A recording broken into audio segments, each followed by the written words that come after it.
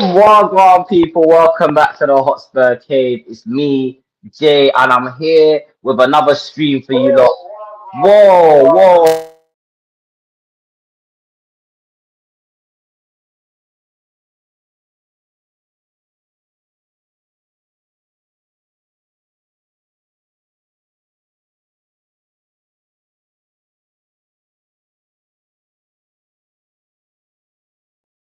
Okay, little malfunction there. Sorry about that. But yes, I'm here. I've got another stream for you lot. Match reaction to the Tottenham versus Brentford game yesterday. We got our first Premier League win since December. Big win. So yeah, welcome people. Come and join me. It's going to be a good conversation. We're going to have a good talk. I have put the link out as well. Let me just put the link out again. So for anyone that does want to come up, want to have their say on Tottenham, what they think of the game, feel free. Honestly, feel free, man. You know me. I'm always open to talking to the chat, talking to the panelists and whatnot. So yeah, look, the link is there. So people, obviously we got our first win. You know, cheers to that. Cheers to everyone. And I have to say, yeah, I was really impressed with yesterday. I don't know if I don't know if any of you lot will agree with me, but I was genuinely really impressed yesterday in terms of the way we managed to hang on at times. There were times where we was under the cost and we stuck it out, which is what I think all of us have been asking for this whole season, man. Just learn how to grind it out. You not pause. You know what I'm saying? Like stick out a draw, stick out a win. Because in this league, you know, you're not gonna blow every team away 4-5-0 every week unless you've got the best squad in the world, bro. Do you know what I'm saying? You're not gonna blow every team away. So it's important to set your team up to become hard to beat. And Ange did that yesterday. So fair play to him. Before I get on to the players and just the game itself, we did also sign a centre back yesterday. I will be dropping a video about that directly after this. So make sure you guys head over. Go and do me a favor, people, as well. I do upload videos on the channel. So please, if you guys could go over there, just give it a little watch. They're usually between 5 to 8 minutes long, so they're never really that long. I give my thoughts on the players. I do match previews sometimes. I put clips up. Sometimes I even just rant. You know what I'm saying? Sometimes your boy just needs to rant. So yeah, please go and go and check out those videos. And also these streams that we do, you can watch them back, by the way. So if there's ever a time where you think, oh, I missed the stream, or you might be sitting on the train, sitting on a plane, washing the dishes, cleaning your house, and you just want something to listen to, you know what I'm saying? You can always put it on a playback if you don't feel like watching the full hour, or you feel like you can't watch the full hour. Put it on times two speed, man. Do you know what I mean? Times two speed, that will speed up the process. But yeah, let's go through some of these chats. Big up Do Rag Diaries, my brother, each and every time. Big up Scott Colliver. Welcome to the channel, my friend. I don't think I've seen you here before. Big up Bella, as always supporting the channel. Bella, I hope you're well, man. I hope your weekend was good as well, my love. Hope you're well. It was an excellent effort yesterday, defensive effort yesterday. Yeah, it was absolutely, man. Let's get into it. Let's get into it. Excellent effort, man. Make sure you guys subscribe as well. We have hit 450 subscribers, so thank you to everyone that subscribed. Can we get to 500 now? Surely, one big push. If you've got any friends, that you can share the channel with, please, people, share the channel because there's some stuff I want to talk to you about, which I'll talk to you guys about towards the end of the stream. I'll save that for towards the end of the stream. Just checking everyone can hear me okay. There's no audio issues and that. Big up Archer as well. Always locked in, my guy. Big up, man. But yeah, let's get into it, man. I mean, that first half, it was definitely hard to watch at times. It was a struggle to watch at times. I won't lie to you. That first half was really difficult to watch at times. I think Brentford are a really good team. I know we won yesterday, and I don't really want to sit here and talk about Brentford too much. But Thomas Frank is a really good manager. He sets his teams up so well, and they dominated the ball, but they kept hitting us on the break. It was almost like they knew how to do both. They could hit us on the break, And then there were periods of the game where we couldn't get out our own half, especially in that first half. I think they had us under the cosh for quite a lot of that first half. And you know what? I'll sit here and I won't complain because I've been calling for that all season, you know. I've been calling for my manager. Well, I say my manager, I don't claim him, but you know what I mean. I've been calling for the manager to notice things. Cool. Brentford want to have the ball, let them have the ball. Hit them on the break. We saw yesterday a lot of times the space opened up out wide for the likes of Son, Spence, you know, more to run into. The space did open up. It did open up, and it will open up. This is what I'm saying. If Ange can just practice this adaptability, yeah, it plays into our hands. Because if we have the ability to sit in, to be compact, give our opponents the ball, and then we've got the fast players like the Sons and the Mighty Moores and the Werners and the Johnsons and whatever. We've got quick players like that can quickly turn the game on its head, quickly create a counter attack. Then why not do it? Do you know what I'm saying? Why not do it? Levy out always, man. Hashtag Levy out. Come on, people. Always hashtag Levy out. Ange finally adapted. First time I seen it. Do you know what? This is the first time I've seen it as well. I haven't seen Postecoglou adapt like the way he adapted yesterday, and it was nice to see. Big up Zia Talks. Make sure everyone goes and checks out my boy. Oh, he might be here. Go and check out my boy Zia Talks channel, man. He's a real one. He's a supporter of my channel. He's always on Northside's channel as well. Big up Zia, man. I hope you're well, brother. I hope you're well. Big up, man. Big up Mike Pepper in the building as well, man. Welcome. Welcome, man. Welcome back, bro. It's good to see you, man. Good to see you, bro. Levy out as always. You, man, are more focused on entertainment than you are winning. Yeah, exactly. Exactly. Because you know what? I was entertained yesterday. I did fall asleep towards the end of the first half. I'm not going to lie. I had the game on. And you see me, right? I'm the type of person, yeah, where if I've got background noise on and my room's warm, I'll fall asleep. And to me, because there was a point where so little was happening in the game, like so little was happening in the game, I actually fell asleep for like 20, 25 minutes. I woke up into the second half. But yeah, man, you're right, Zia, you're right, bro. You know what I'm saying? We need to drop this entertainment. You know, I want to be entertained when I'm watching football. Guys, would you rather be entertained like, you know, you're watching a game of football and it's entertaining? It's like the same way you'd find Family Guy entertaining, or would you rather have a trophy at the end of the season and a good league finish? Come on, people, wake up. Kane and Die FC settings. Facts. Facts. We know our fan base is crazy. Yeah, Zia, we know our fan base, bro. We know our fan base is insane. Do you know what I'm saying? We know our fan base is absolutely crazy. So, yeah, nah, that trust me, that's nothing new. That is nothing new to us. But yeah, let's get on to some of the performances. We'll start with the goalkeeper. We'll start with the goalkeeper. Guys, what did you make of Kinski yesterday? Because although I don't think he had much to do, like he didn't. I think Brentford only ended up having 3 shots on target, so he didn't have much to do. But you still have to save what you face. You know what I'm saying? You still have to save what you face. So yeah, man. I think I'll give him a 6 out of 10, 7 out of 10. But not because he performed bad, but just because he didn't really have much to do in the game. So for me, it's kind of hard to sit here and give you my honest thoughts on him and on his performance. But moving on swiftly. Sorry guys, I've just dropped bare shit on the floor.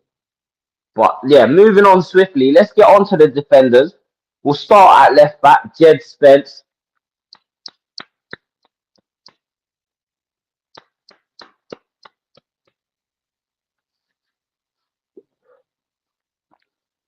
Jed Spence, mate, take a bow.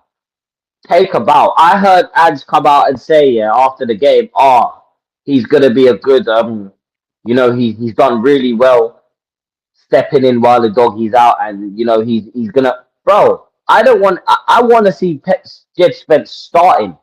He needs to be in our starting 11 because this season he's been our most consistent, other than maybe Archie Gray, Van der Ven and Ben Davis when they've come in.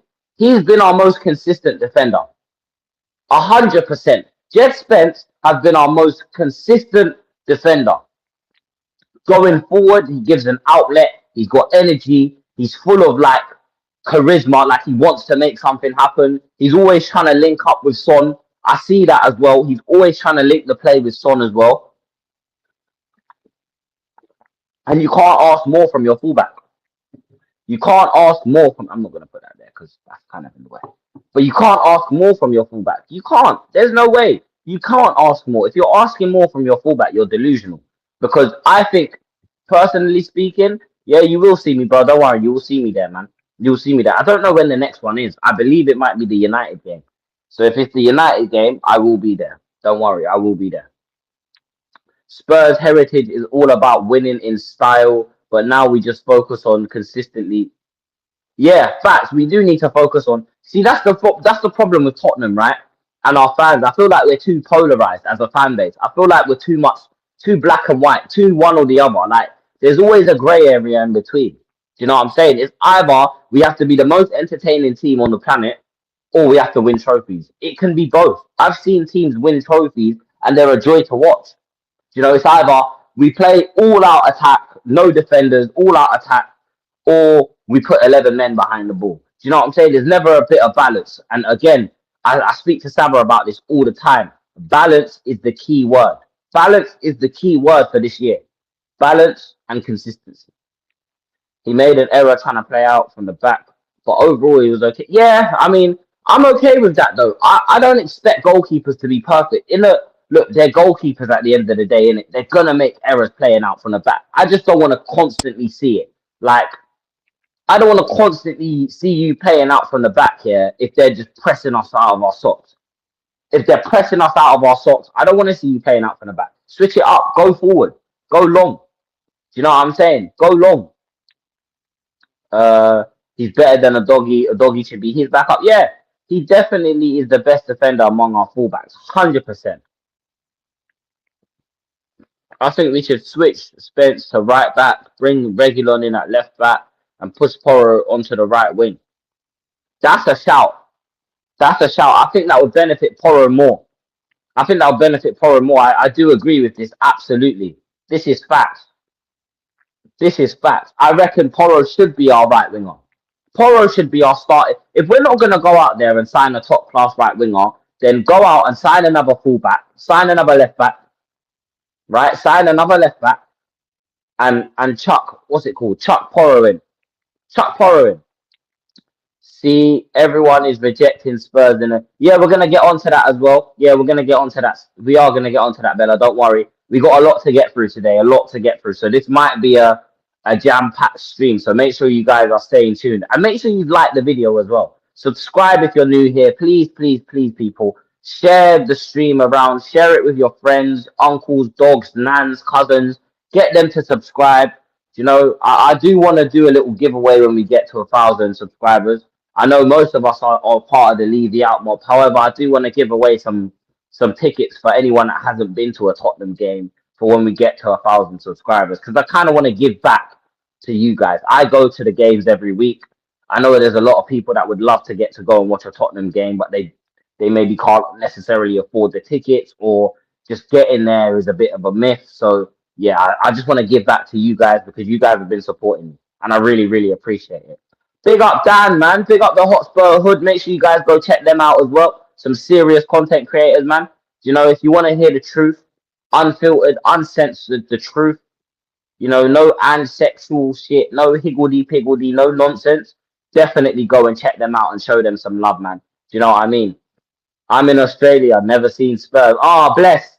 Bless. Well, I don't know. Maybe if you know what I mean, maybe I'll pick two winners and I'll send them. If I can't get you a ticket to the Tottenham game, I'll send you a jersey or a training kit or something. Something. I just want to give back to you guys because you guys have helped me out so much.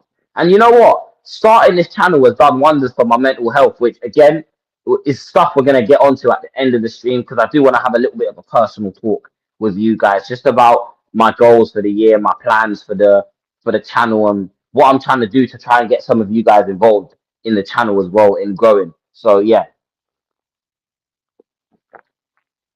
You lot, go and get yourself a mint tea. Mint tea in the morning is absolutely amazing. It's really good for you as well. You are right. We need balance in the tactics. We cannot play with only two players in defence with everyone going forward. Exactly, exactly. And while I move on to the two centre backs, which I'm gonna assess them together, Archie Gray and Ben Davis should have been our centre back pairing for the last 2 months. It's just a shame Ben Davis has been out injured because you even see Archie Gray come out after the game and said he's constantly talking to me. He's constantly, what I'm saying, coaching me through the game. And since Ben Davis has come in, we've looked a lot more shored up at the back, which again is what we need. Is what we need, and it's what Archie Gray needs. You know what I'm saying? If you're going to be playing at centre back as a young 18-year-old consistently, week in, week out, do you know what I mean? Week in, week out, you need to be in a position, yeah, where you've got someone next to you talking to you. Do you know what I'm saying? You've got someone next to you constantly, in your ear, pause, in your ear, giving you advice, saying, oi, hold the line a little bit, push up a little bit, drop back a little bit, follow me, shift across, go long, go short, look for the. Do you know what I'm trying to say? So I was really impressed with those two at the back as well. Moving on to the right side. Again, Porro, it's a bit of an average Porro performance, not really much to analyse.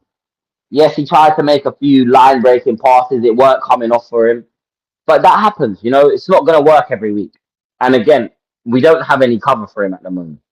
Like, we have no cover for Pedro Porro at the moment. He's playing week in, week out without a break. He's playing 3 games a week. He's played in the Europa League, he's playing in the league. Do you know what I mean? So, yeah, it is very hot in here, man. It is very hot in here, people. But yeah, let's continue going through it, man. Let's go through it. Give it time; it will do things to your mental health. Hey, man, I'm telling you, bro.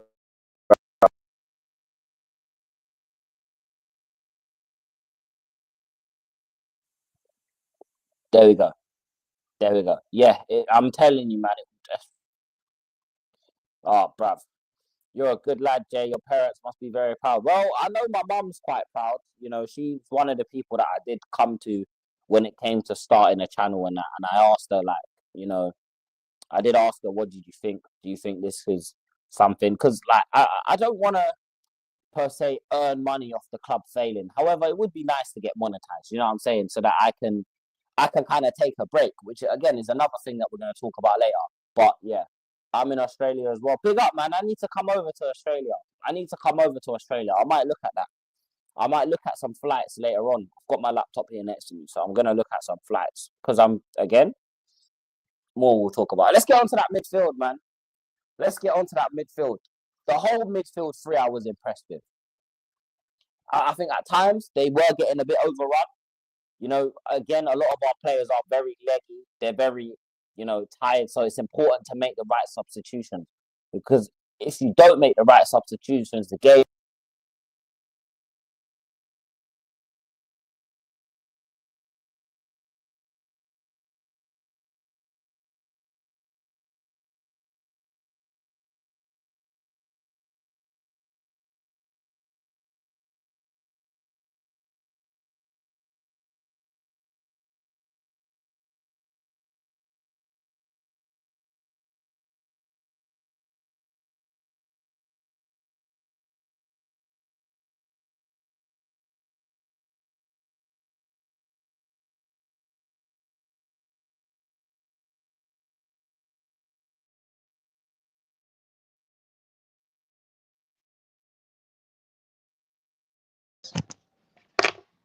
I can't believe that. I cannot believe that none of you guys could hear me a second ago. I cannot believe that none of you guys could hear me a second ago. I'm back. Can everyone hear me now? Yeah. Oh my God. StreamYard is having a stinker. Hashtag StreamYard stinker and hooked. StreamYard stinker and fucking hooked, man. I can't even see the bloody comments anymore. I can't even. You know what? Wait 1 second.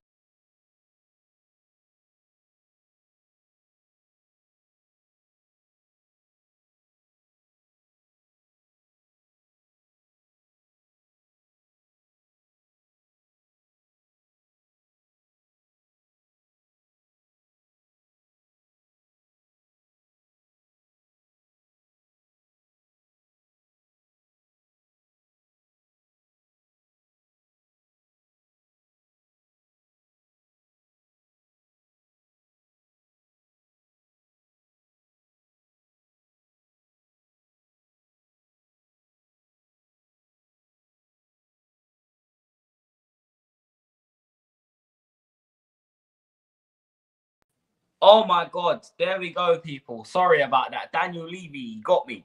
He got me. He heard me talking smack about the club, yeah, and he got me down. No, I'm only kidding. But yeah, I'm back. Just double checking. Everyone can hear me, yeah? Everyone can hear me. It's not going to be as loud because my mic just died. I forgot to charge it last night. And it's not one of them. Because I'm on my iPad, I can't just like plug it into my laptop. I have to connect it through Bluetooth. So, yeah.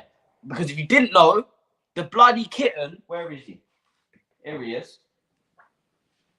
This little guy destroyed my laptop. He destroyed my laptop. So, yes. Anyways. Big up the 2 marks each and every time. Yeah, no sound, no sound. Wow. Was I just waffling with no sound? Was I actually just waffling with no sound? Oh, wow. We won a game. Facts. Let's get into it, man. Let's talk about it. We won a game. Yeah, man. Let's continue with the conversation. So I want to move on to the front three. Mikey Moore got a Premier League start, which I'm sure we was all hoping to see. I'm sure we was all hoping to see Mikey get a Premier League start. So the fact that he got one, fair play to him. I wasn't expecting too much from him, just because I kind of knew that Brentford were going to make the game very difficult. And I can't lie, these are not the games that I kind of want to see Archie Gray, Mikey Moore playing. These aren't the games I want to see him playing. Do you know what I mean? Oh, man. Big up Kate Rixham each and every time. Big up Phil. Come on, you Spurs. Big up Smithy as well each and every time. And my guy, Jun, he says, man muted like how I treat press. Bro, what you say? You don't listen to Postecoglou's press conferences? You don't listen to the press conferences? I hear it, Jun. I hear it, bro. But yeah, let's get on to that front three, man. Mikey Moore, I mean, you could see that he's a player that wants to make things happen. But again, I kind of understand now why everyone's kind of saying, just give him time, let him develop as a young player. We'll give him time to kind of see how he grows. And yeah, we don't want to put too much pressure on him. Because again, when you put so much pressure on these youngsters to perform, it can hamper their career and it can hamper their performances, which is, again, all right, my head is freezing. Kulu, where's my hat, mate? My head is absolutely freezing, man. Bloody hell. Why is it so cold, people? Why is it so bloody cold? Jesus. Anyways, that's better. But yeah, you can see, like Phil says here, Mikey Moore definitely needs to get in the gym. He needs to put on a bit of size. But again, he's young. He's only 17. So I'm not going to, do you know what I'm saying? I'm not going to mount. I think that will come. I think he probably does need another loan spell, though. I think he does need a loan spell so he can, you know, get some more minutes under his belt. Because, look, coming in and out of the team whenever there's an injury crisis, but not getting any real minutes is not going to do any good for your career. Richarlison, how do we feel about Richarlison? How do we feel about him? Confident? Was he good yesterday? Because I don't really know. I don't really know how I feel about Richarlison, man. What are you guys saying? It's bloody hot here. I'll trade you. I'll take the cold. Yeah, Bella, if you want to swap places, mate, you know, if you want to come over here and live in England and I swap with you and live in Australia, then yeah, man, let's do it, bro. Because this heat is unfair. This cold is unfair. This cold is unfair, man. He looks like a more direct version of Brian Hill. Needs to bulk up massively or he's going to get bulldozed by stronger defenders. Yeah, that was kind of my thing with it as well. I think he definitely does need to put on a bit of weight, put on a bit of size, because he was getting pushed off the ball quite easily. And another thing is, yeah, when you're a small player, right, when you're small, cause I know this because I didn't grow until about the end of year 11. I was 5'5" in year 11. I'm 6'1" now. So that period, I kind of shot up. But when you're a football player and you're small, it also makes some people, not all players, but some players get a bit more hesitant to take on their man, and they're more prone to make mistakes when they have the ball at their feet because they're thinking ahead. They're thinking, right, I don't want to lose the ball. How can I put myself in a position where I'm not going to lose the ball. Do you know what I'm saying? So, yeah, that's a good point, John. That's a very, very, very good point. Very good point indeed. 100% we need to be patient with the kid. Facts, we do. Yes, another loan spell will do him good like Spence. Yeah, I agree. Richarlison with his trademark poor Richarlison performances again. The hear all the effort thing, but for 60 million performances over, yeah, not good enough, man. Not good enough. And I like Richarlison, but he definitely needs to be a player that we look to cash in on the summer.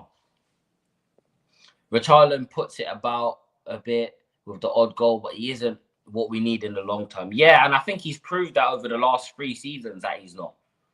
When you're small, you must be strong. You can't be small like and weak like Brian Hill. Saka is small, but he's grown into his frame and now is very strong for his size. Sorry to swear by using his. That's hilarious. One sec, people. Let me open this window. That is hilarious.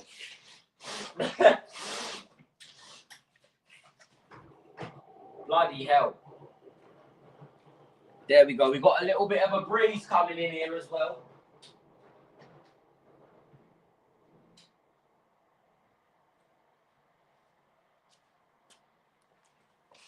But no, that's spot on. That's absolutely spot on, man. That is spot on about Saka. That's a good comment about Saka.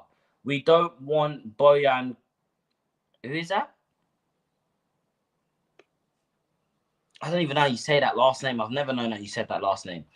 Putting too much pressure. It's all about balance. Again, like you said, balance. Balance. It's all about balance, people. We have to start being balanced. We have to start being balanced because if we don't, yeah, we're going to end up like Arsenal. We're going to end up like them Arsenal, man, overgassing these young G's that have done nothing in the game of football. And, yeah, it's going to be pretty shit. So, yeah, man. But let's move on. Let's move on to our left-hand side, Son Heung-min. How did you guys think he performed yesterday? I think he was all right. I think he was a bit average. Nothing special. Nothing special. Fucking, oh, my God, my door. Oh, people, I'm so sorry. My door's going. One sec.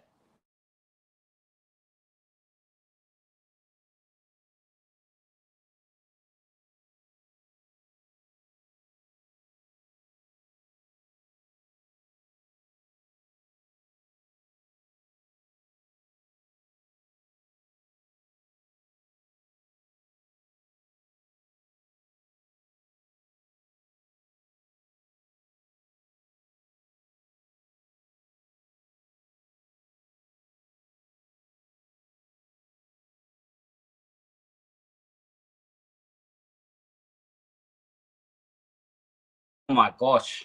Oh my gosh. Delivery man was here. He was, yeah. Anyways, Moore needs a couple of seasons, but I see the talent, the willingness to take on players is something you can't teach. I agree.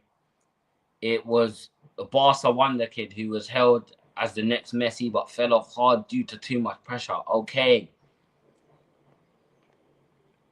You will finish below us. Our manager is better than yours. I don't know who you support, bro, but he probably is. I don't know who you support, unfortunately, man.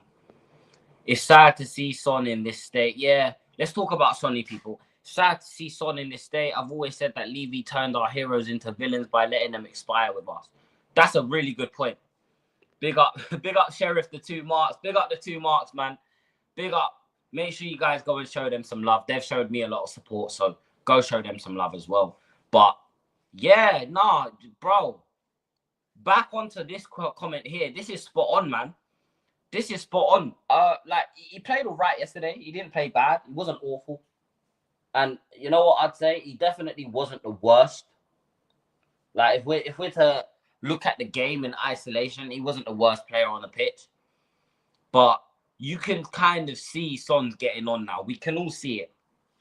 Do you know what I'm saying? It's kind of right there. If you can't see it, it's because you're choosing to ignore it. You're choosing to ignore it, man. So yeah, but that's just my thoughts. I think, look, I'm happy with the win. That takes us up to 14th now. We need to build on this. We've got United next in the league, and we've also got the 2 cup games. against Liverpool coming up, right? We've got the 2 cup games, and we've got Liverpool, and then we've got Villa on the weekend, I believe. And both of those games are away as well. So, yeah, look, we won. I'm happy with the result. I'm happy with the win. But we're going to move on. We're going to move on from that Brentford game. We're going to talk about some transfers. But quickly, let me just get through some of these comments. Kate, I'm going to talk about this right now. Son was okay for me. Son was okay for me. I say Son plays better in the Europa League than the Premier League. Yeah, because the level of opponent isn't as good. The level of opponent isn't as good. The pace is a lot slower. You know, you can afford to kind of have more time with the ball at your feet. You know, you can have more time to dribble and do things because, bro, at the end of the day, yeah, when you're playing against Ferencvaros and Elfsborg and Hoffenheim, it's easy. But it's not easy when you've got to do it against Newcastle, against Wolves, against Villa, West Ham, all of these teams. It's not easy, bro. So, yeah, look, that's just my say on that. But we are going to get onto some transfer news. It will be interesting to see how Yang does on his loan at QPR. You know what? That's one. I will be watching a few QPR games because everyone's gassed him up. So, you know what I'm saying?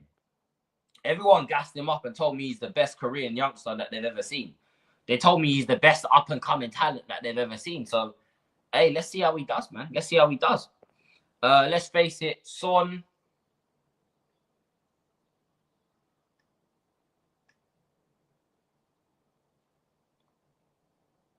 Sorry, people. I'm just getting up our transfer business. Yeah. Okay. Anyways. Yeah. Yeah. Mark, that's of course, bro. Of course. We knew this. We knew this, man. We knew Son was only here, yeah, for the market value because he sells shirts. The guy sells shirts. If I'm Daniel Levy, I would try and hold on to Son for as long as I can. I don't even blame them for trying to hold on to Son for so long. Because the reality is, yeah, Son isn't just a footballer. He is a guarantee of cash. He's a guaranteed cash grabber. He will guarantee you that you will get, you know what I'm saying? You're going to make a lot of money. A lot of money. And for Daniel Levy, we all know that's all the guy cares about. Oh my gosh, I can't see the comments again. Why does it keep doing this? Why does it actually keep on doing this? There we go. Oh! Okay, people, bear with me again. Fucking hell.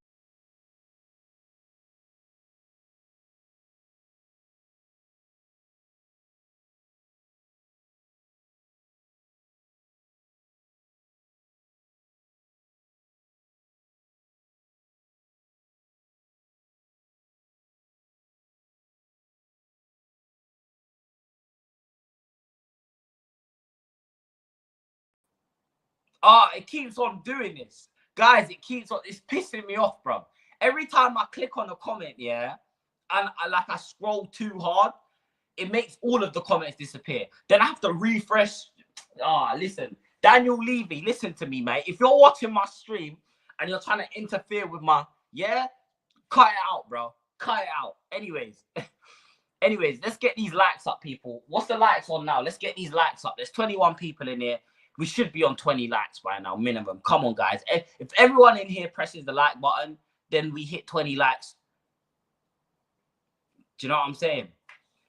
StreamYard is a nightmare. Yeah, it is. It is. Like Kate says, though, get the likes up, man. We haven't pulled out of the Sassy. We haven't pulled out. The Sassy said no to us for better or for worse. It's us that are still interested. Yeah. Yeah, I can't lie. I don't get the interest in... I don't get the interest in... What's it called?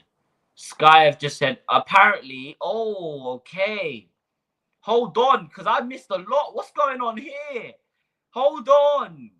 The QPR fans I spoke to said he looked really lively and dangerous. Said earlier he should have come on earlier. Okay. Oh, so he's played his first game for them already, yeah? That's nice. Oh, man.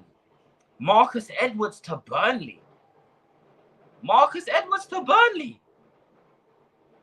Fucking hell, there's a train going past. Anyways, Marcus Edwards to Burnley. Oh, wow. Apparently, we are going after Kyle Walker-Peters and have given up on Disasi. Look. He's not great. He's not great. He's not going to move the needle. But again, he's probably got experience trying to stay up. Because that's what we're doing. We're fighting to stay in the league right now. And he's got experience of keeping teams up. So I can't complain, man. I'm not going to complain. Hey, we need bodies through the door. Do you know what I'm saying? Porro is knackered. You know, Spence is going to get run into the ground. And Archie Gray is having to fill in too much in too many different positions. And I don't like it. Sky just said we have pulled out of the deal. Okay. Levy doing his tricks. Yeah. I spoke to a QPR fan yesterday and he said for 10 minutes Yang was on. He said there's definitely... Okay. I hear that. There's potential. I hear that. Apparently it's us who've pulled out and we've had a bid rejected for Gahey. Wow, we're just getting ready. But this is the problem, yeah? Oh, and you know what? It's funny that you said that. It's funny that... All right, you know what? Fuck it. Oh, my God! Oh, my God! People, StreamYard is killing me right now. Fucking hell! Jesus, I'm just trying to stream. Just let me stream. God damn, bro. Shit. Fucking hell.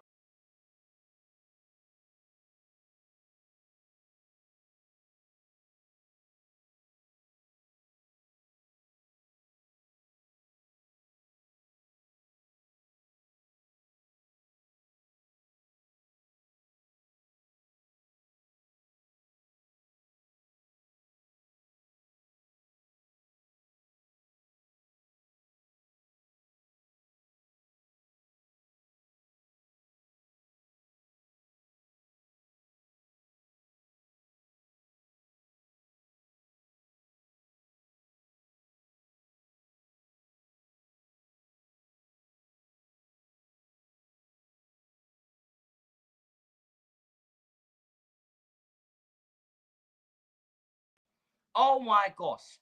StreamYard is going to make me lose my mind, people. StreamYard is going to make me lose my shit.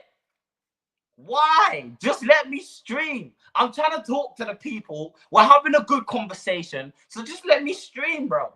God damn, bro. Oh my days. I got the TFL doing construction over there. Yeah. I can't even have my window open. Then I've got StreamYard that don't want to let me stream. Give me a break. But people, listen, man. I'm putting a link in the chat. Again. For anyone who joined late and wants to come up on a panel and have their say, yeah, I'll put the link in the chat. Give me 1 sec. Bosh.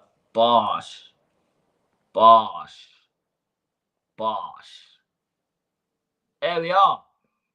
There we are, man. No chance we are spending 75. Yeah, we ain't spending 75 million, bro. Come on, man. Heard Gyökeres. Wait, hold on. Heard Gyökeres, they are interested in... Can't see spending... No, we're not. Yeah. I've just put the link in the chat. Dan. Yeah, Dan. I've just put the link in the chat, bro. So, yeah. The link's in the chat, man. He's also got experience of relegation. Yeah, that's what I was saying as well. Man. Mazzolini's. I think it's the same situation with Eze. No, but the thing with Eze is it wasn't even just that we weren't trying to pay the money. We wasn't going to give him the wages that he was asking for as well. I think Eze wanted 150 a week, and we wasn't trying to give him 150. Kulusevski, come in. What do you think?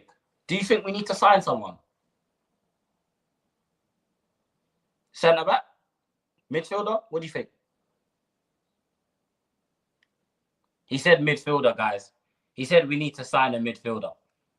He said he's tired of seeing our midfield get bypassed, innit? Yeah. See, even Kulu agrees with me.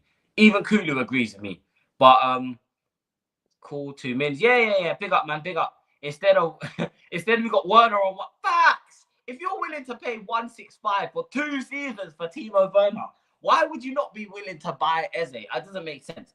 But we got my guy, my brother from another. Big up, Dan. Gonna let me add him on stage there. Big up, man. How you doing, man? Yeah, mate. How you doing? I'm still waking Same up. old, Dan. I've got my coffee, so I'm ready to talk about Spurs.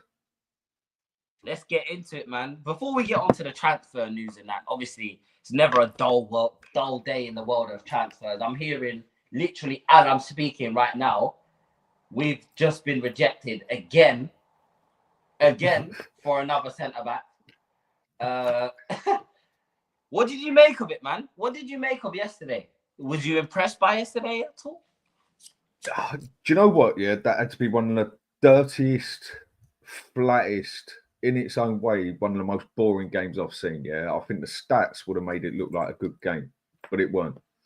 But on the other side, it's exactly what we needed. That dirty game that we just can't ever seem to get a point out of, that we just scrimped and scraped our way through it, basically. So to watch, it was horrible. But for what we needed, it was perfect, in my opinion. I think winning a game like that, what we did, would have been better than winning 5-0, 6-0. People will say that sound crazy. No, we needed that dirty game. We needed that game where we had to scrimp and scrape everything through it, and we got it. Because if we'd have done that in, let's say 5, 6, 7 other games we should have in the last 20 minutes, we wouldn't be in the position we're in. Spot on. I agree, man. And it wasn't the greatest watch. I mean, we had the chances, don't get twisted, but for me, that's what I enjoy watching. I enjoy watching a manager who actually sets the team up in a position that benefits everyone. And I said this on Sabbath's stream, stop setting the team up to your strengths, to your very few strengths as a manager, and start setting the team up to some of the strengths of these players. Put these players in positions where they can thrive. Do you know what I mean? I see Mikey Moore yesterday, and again, I know everyone's going to rant and rave about him, which it's nice, you know. I see the Arsenal lot ranting about Wanyeri and Lewis Skelly, so it's nice to have one of our own to be happy about. But again, you can kind of just see he did struggle a bit with the physicality yesterday. Bring him off. Don't throw him into the firing line. Take him off. Bring something else on. You know, maybe move Kulusevski. Maybe move Kulusevski to the right. Or maybe move Son, maybe move Richarlison. Just make a change. I want to see that you can see things that are happening. Because I'm not gonna lie, towards the end of that first half, Dan, I fell asleep. I was literally sitting there like this, dozing off, and eventually it just got to me because I was like, I haven't fallen asleep watching a Tottenham game for a minute. So it was definitely nice to see, man. Another person I wanted to talk to you about, man. What did you make of Spence yesterday? Obviously, he got man of the match. What did you make of him? Let me get to Spence in a second. I want to bring up a point you made, yeah? Something you said, I've been saying it for time, mate. I've been saying it for over a year. I've been doing this, yeah? I've been saying it. You go and get the best team on the planet, but you go and play them all in, not their best positions, not a formation that suits them. They ain't winning. They ain't winning nothing.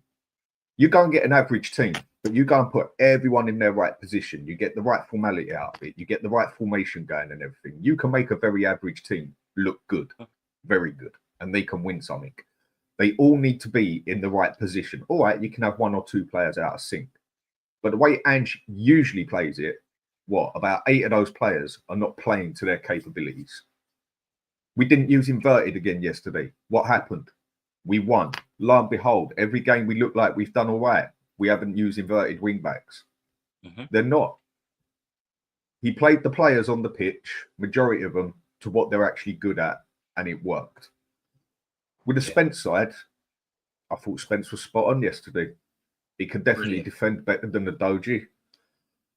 He's going to have to do a fair bit more for me to turn around and start saying he's a brilliant player, he's excellent, this and everything else. But for me, he's already proved he can defend better than a Doji and Porro.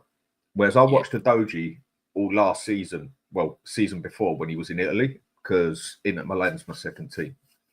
Okay. I follow Syria, and he was a totally different player. He was much better. They played him as an overlapping wing back, get forward, get the ball in there and that. And he's good at it. He is not an inverted fullback or an inverted wing back. But Spence, since he has played, has definitely looked a better player. No two ways about it. I agree. And I agree. He deserved man of the match. I mean, there's more of Doji than we see. We just don't play into his capabilities. But I would say Spence is definitely a better defender. And that's from what I see on the Doji when he was in Italy as well. Defending ain't a Doji's thing. He's a wing back. He's for getting forward. Wing backs don't usually defend that much. Fullbacks defend. And I thought Spence, I think he's done a brilliant job since he's played. If a Doji comes back and he loses his spot to Spence straight away, I'm going to be pissed. Yeah.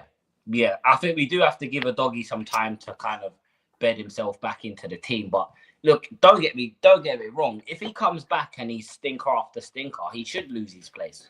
You know what I'm saying? I've said it the wrong way round. I said it the wrong way round. I mean, if Spence loses his place to a Doji, my bad. I said it the wrong way round. If a Doji comes back and Spence loses the place straight away just because a Doji's come back, I'm going to be pissed. Spence deserves to keep that place. Or if a Doji's going to be that good, then I'd stick him on the right for Porro at the moment. But either way, Spence got to stay on the pitch for the way he's played, the way I see it. 70 million for Palace defender. That's crazy. We'll get onto that in a sec, but I'm going to start that comment because we'll get onto that. But no, I just also, do you know what it is for me as well, right? It's like all the teams that I see invert one of their fullbacks. They don't invert two. And also when they do invert a fullback, they play with a DM. They play with a 6. Liverpool, when Trent was inverting, Henderson or Wijnaldum or even Fabinho, is it Fabinho? Fabinho, I believe it was. They drop in, they tuck in and make a flat back 4. If one goes, the DM drops in, and then instead of them playing with a 6, now they're playing with 2 number 8s and a 10. Do you see what I'm saying? Adaptability. But because Ange is sending these players, I say it all the time, man. He's sending these players out to die. He's sending them out to die. And I've said this so many times. You see how much better we are defensively when you play as a flat back 4. When you play with a flat back 4, 1, it gives us a target to loop the ball up to.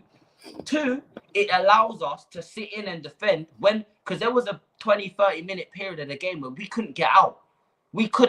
They were winning the ball back high up. They were peppering us, trying to get down the outside, trying to fly balls into the box.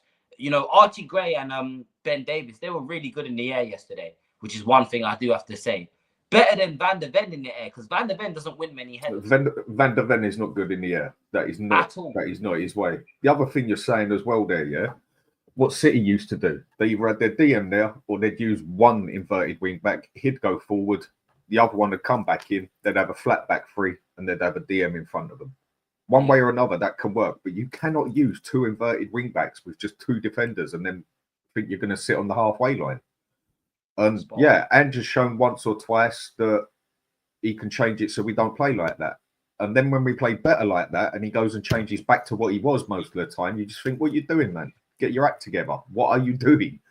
But he's going to have to do a lot more before he gets my faith back. But yesterday, it's a start. No, it's a start. It moves in the right direction. And I think I said this about the Europa League game. I feel like it's a bit bittersweet whenever we win because it's almost like when you get a new girlfriend, for example, right? And she's doing things for you that your old missus wasn't doing.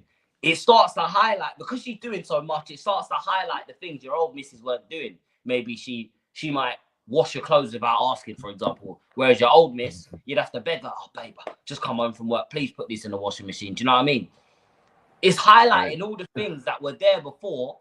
Do you know what I'm saying? Like, Ange has the ability to set a team up to stink out a game, but he doesn't do it.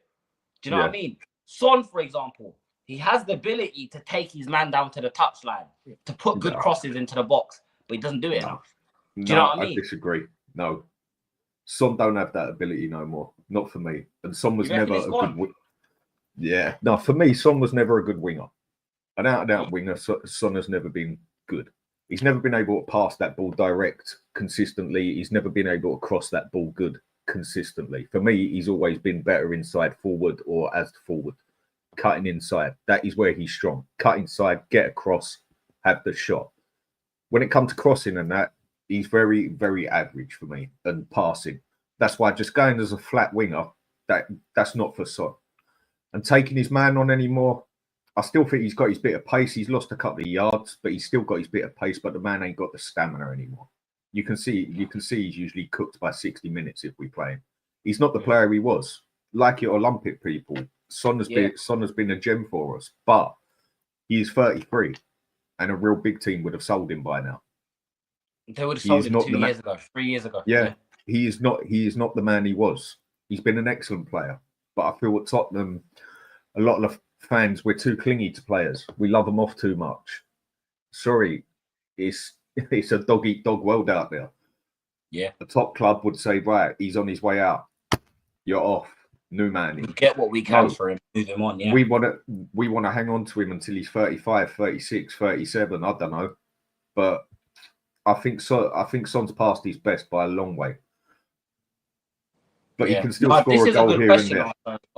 This is a good question. This is what I've been saying a lot, right? Sometimes I feel like some of these players just say, you know what? I know he's in that huddle. I know he set us up to attack, but forget that. We're losing too many games.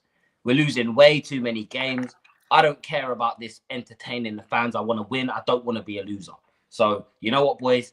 We'll take our chances when they come. And in regards to Son, right? Look, you're spot on. You are spot on. We've seen Son, you know, he does have the ability sometimes. It's not a consistent thing, but we've seen him put good crosses into the back post for Johnson to run onto, you know, good corners. That corner he took yesterday, right on the money, because any form of contact, that's going in the back of the net. That's flying in the back of the net. Any contact of anyone. Do you know what I'm saying? So he does have that ability, but usually what we see with top teams is they start to phase these players out. Even if they hang on to them because they believe he might still be an asset to us, they phase them out. Son shouldn't be playing every week, and he shouldn't be the captain of our football club. Yes, you can say he's been a loyal servant and whatnot, but he's not got any leadership qualities, and he doesn't perform like Kane, for example. Kane led by example. So when you give him the armband, it's like, cool, we're getting consistent performances out of Harry. So even if he's not a vocal leader, he leads by example. Players will look to him to, you know what I'm saying? Son doesn't do any of that. If he's not scoring, he's not involved in the game. He's just a passenger. There's been too many games where Son has totally disappeared in, and for me, he's never, ever captain material. But this is where people are different generations, yeah? People see it different things. Me, I go back to my football, the way I like football and that. I say the same two people as captains all day long. A Roy Keane, a Patrick Vieira, a John Terry, a Tony Adams, Gary Mabbott sort of thing. You go into a list of all the old captains and that, even Steven Gerrard, stuff like that. I want my man to have a bit of front on the pitch. I want him to have a pair on the pitch, not just be the little man who goes up to you and gives you a kiss on the cheek and tells you to play better. I expect my captain to be able to get you up and slap you up the face and tell you get your act together. But we all know times are different, players are different. Yeah. I want my captain to be that loud on the pitch if I'm the manager. If I can't get my word across, I need my captain being loud, getting everyone to get up. Not just walking about, dragging his hands across the floor like everybody else upset with the situation. And he does that a lot. You've seen that a lot of times where he should be shouting at the players, come on, pull your finger out. And he don't. He's not my captain material. But then how many captains have we really got at Spurs?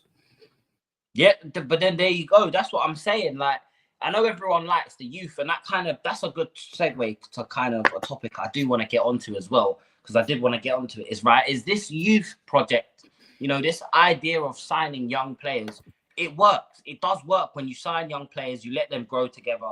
Because we've seen Arteta, all of these players, or most of these players Arteta has had now, they started off quite young and they've grown into the team. However, the problem with Arteta, right, and this is probably why Arsenal haven't won a title, is they haven't been bedding around experienced players that have been there, done it, know how it works. So what you've got is we'll be in certain situations and some of these young players don't know what to do.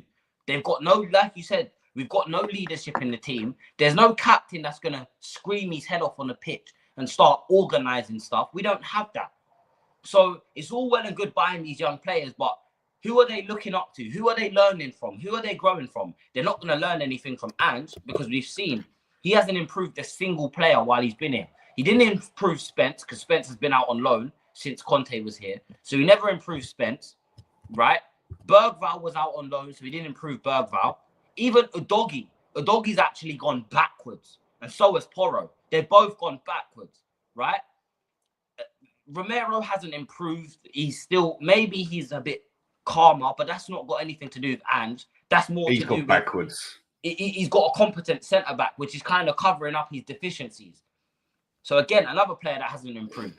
Bissouma hasn't improved. Pape Sarr hasn't improved, right? Kulusevski, again, he hasn't improved because when we first brought him in, that first 4 or 5 months, he was looking like a top signing. And he hasn't looked like the same player. Kulu has improved for one reason only, because they play him in the right position. I told everybody this a year and a half ago now, when everyone was saying like he's on the winger. In spite of Ange. He's improved in spite of Ange. Kulusevski is not a winger. He's an attacking midfield central or shadow striker. When he was Juventus, they played him out on the right, and he done all right. But then they went and got Chiesa. He lost his place, and then they went and put him about 3 months later, attacking midfield central, shadow striker behind Ronaldo, and everything fell into place. And that's where he plays for his country. It's taken us about a year and a half to actually play him in his right position. And on his day, he looks quality. But again, when it comes to the match where you really need that player to stand out and get the team together and do something, he seems to disappear a bit. But I'd say he's about the only one. And you can say Johnson scores a couple of goals, but apart from that, I think he's useless. Yeah.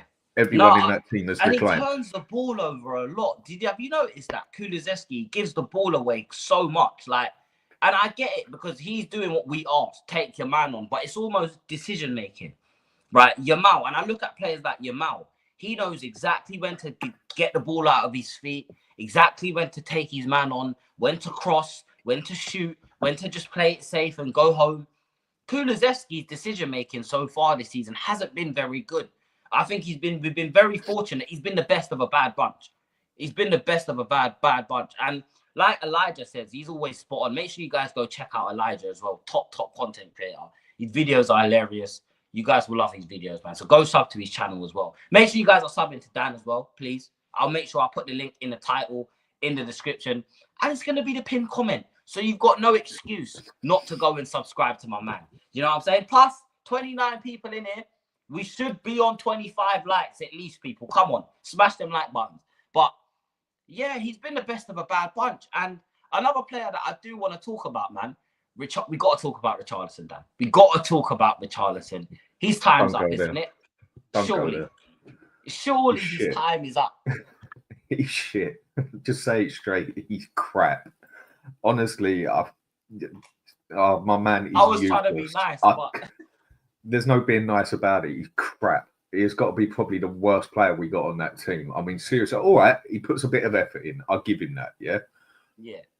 But I don't even know how to describe the man. I mean, if you want to say he runs about like a headless chicken, yeah, he's definitely runs about like he's had his head taken off before he plays the game.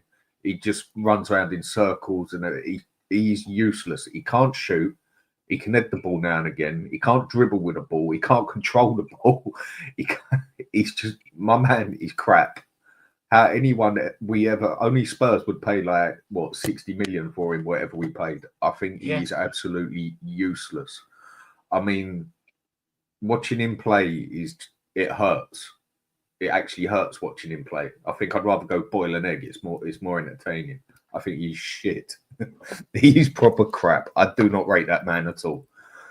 I mean, to me, Richarlison is that poor. He makes Johnson look all right. But you know what? If I had to pick between him and Johnson to leave the club, I'd probably say him. Because at least Johnson, look, I don't rate him, but Johnson, at least you know you're going to get a little bit of output. Maybe you might go. You get a goal here and there. Yeah, like you get a last minute winner, maybe a back post tap in or an equalizer or something like that. But with Richarlison, man, it's like you can see how much he's struggling. He's struggling. And for me, I think he's not a Premier League player anymore. And if he is a Premier League player, he's not maybe past the top 10 club. He shouldn't be playing at a top 10 club. For me, he should be at a club like Forest. You know what I'm saying? Even though I say Forest are high and flying right now. He probably wouldn't even get into their team. No. But he should be in a team like Wolves, a team like Everton, Ipswich. Like he shouldn't be the striker that you look to get you 20 goals a season. No, and I don't even think he should be at Wolves and that. If anyway, he should be in Scotland. At Hearts or Aberdeen. Exactly. And even then he pushes to get in the team. Honestly, I think he's useless, mate. He's terrible.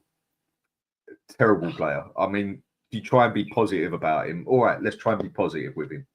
Yeah, he can cause a bit of hassle on the pitch. He winds people up when he's in the defence and he calls a bit of hassle up there. But that's probably only because he's shouting out something about the man's wife or about the man's mother or about the man's whatever and that. That's probably only right. It's not as though through skill that he hassles them up there, is it? He's just... He's got to go one way or another. If we get offered 5 million for him, take him. Take it, man. Take it. Don't even stall. Levy cannot stall with that deal. And the worst thing is, I know Levy will value him at like 40, 50 million. He's going to be one of them players that we can't get out of the club. I can already see it now. Because he's on a lot of money. I think he's on 90 grand a week, right? Yeah. He's getting paid 90 grand a week. He's not going to get a move to a top club. He's probably thinking, I'm living in London. The life here is nice, right? My family, I've got a daughter on the way. I've got a little girl on the way, right? Listen, being a parent, like, congratulations. It's the biggest blessing.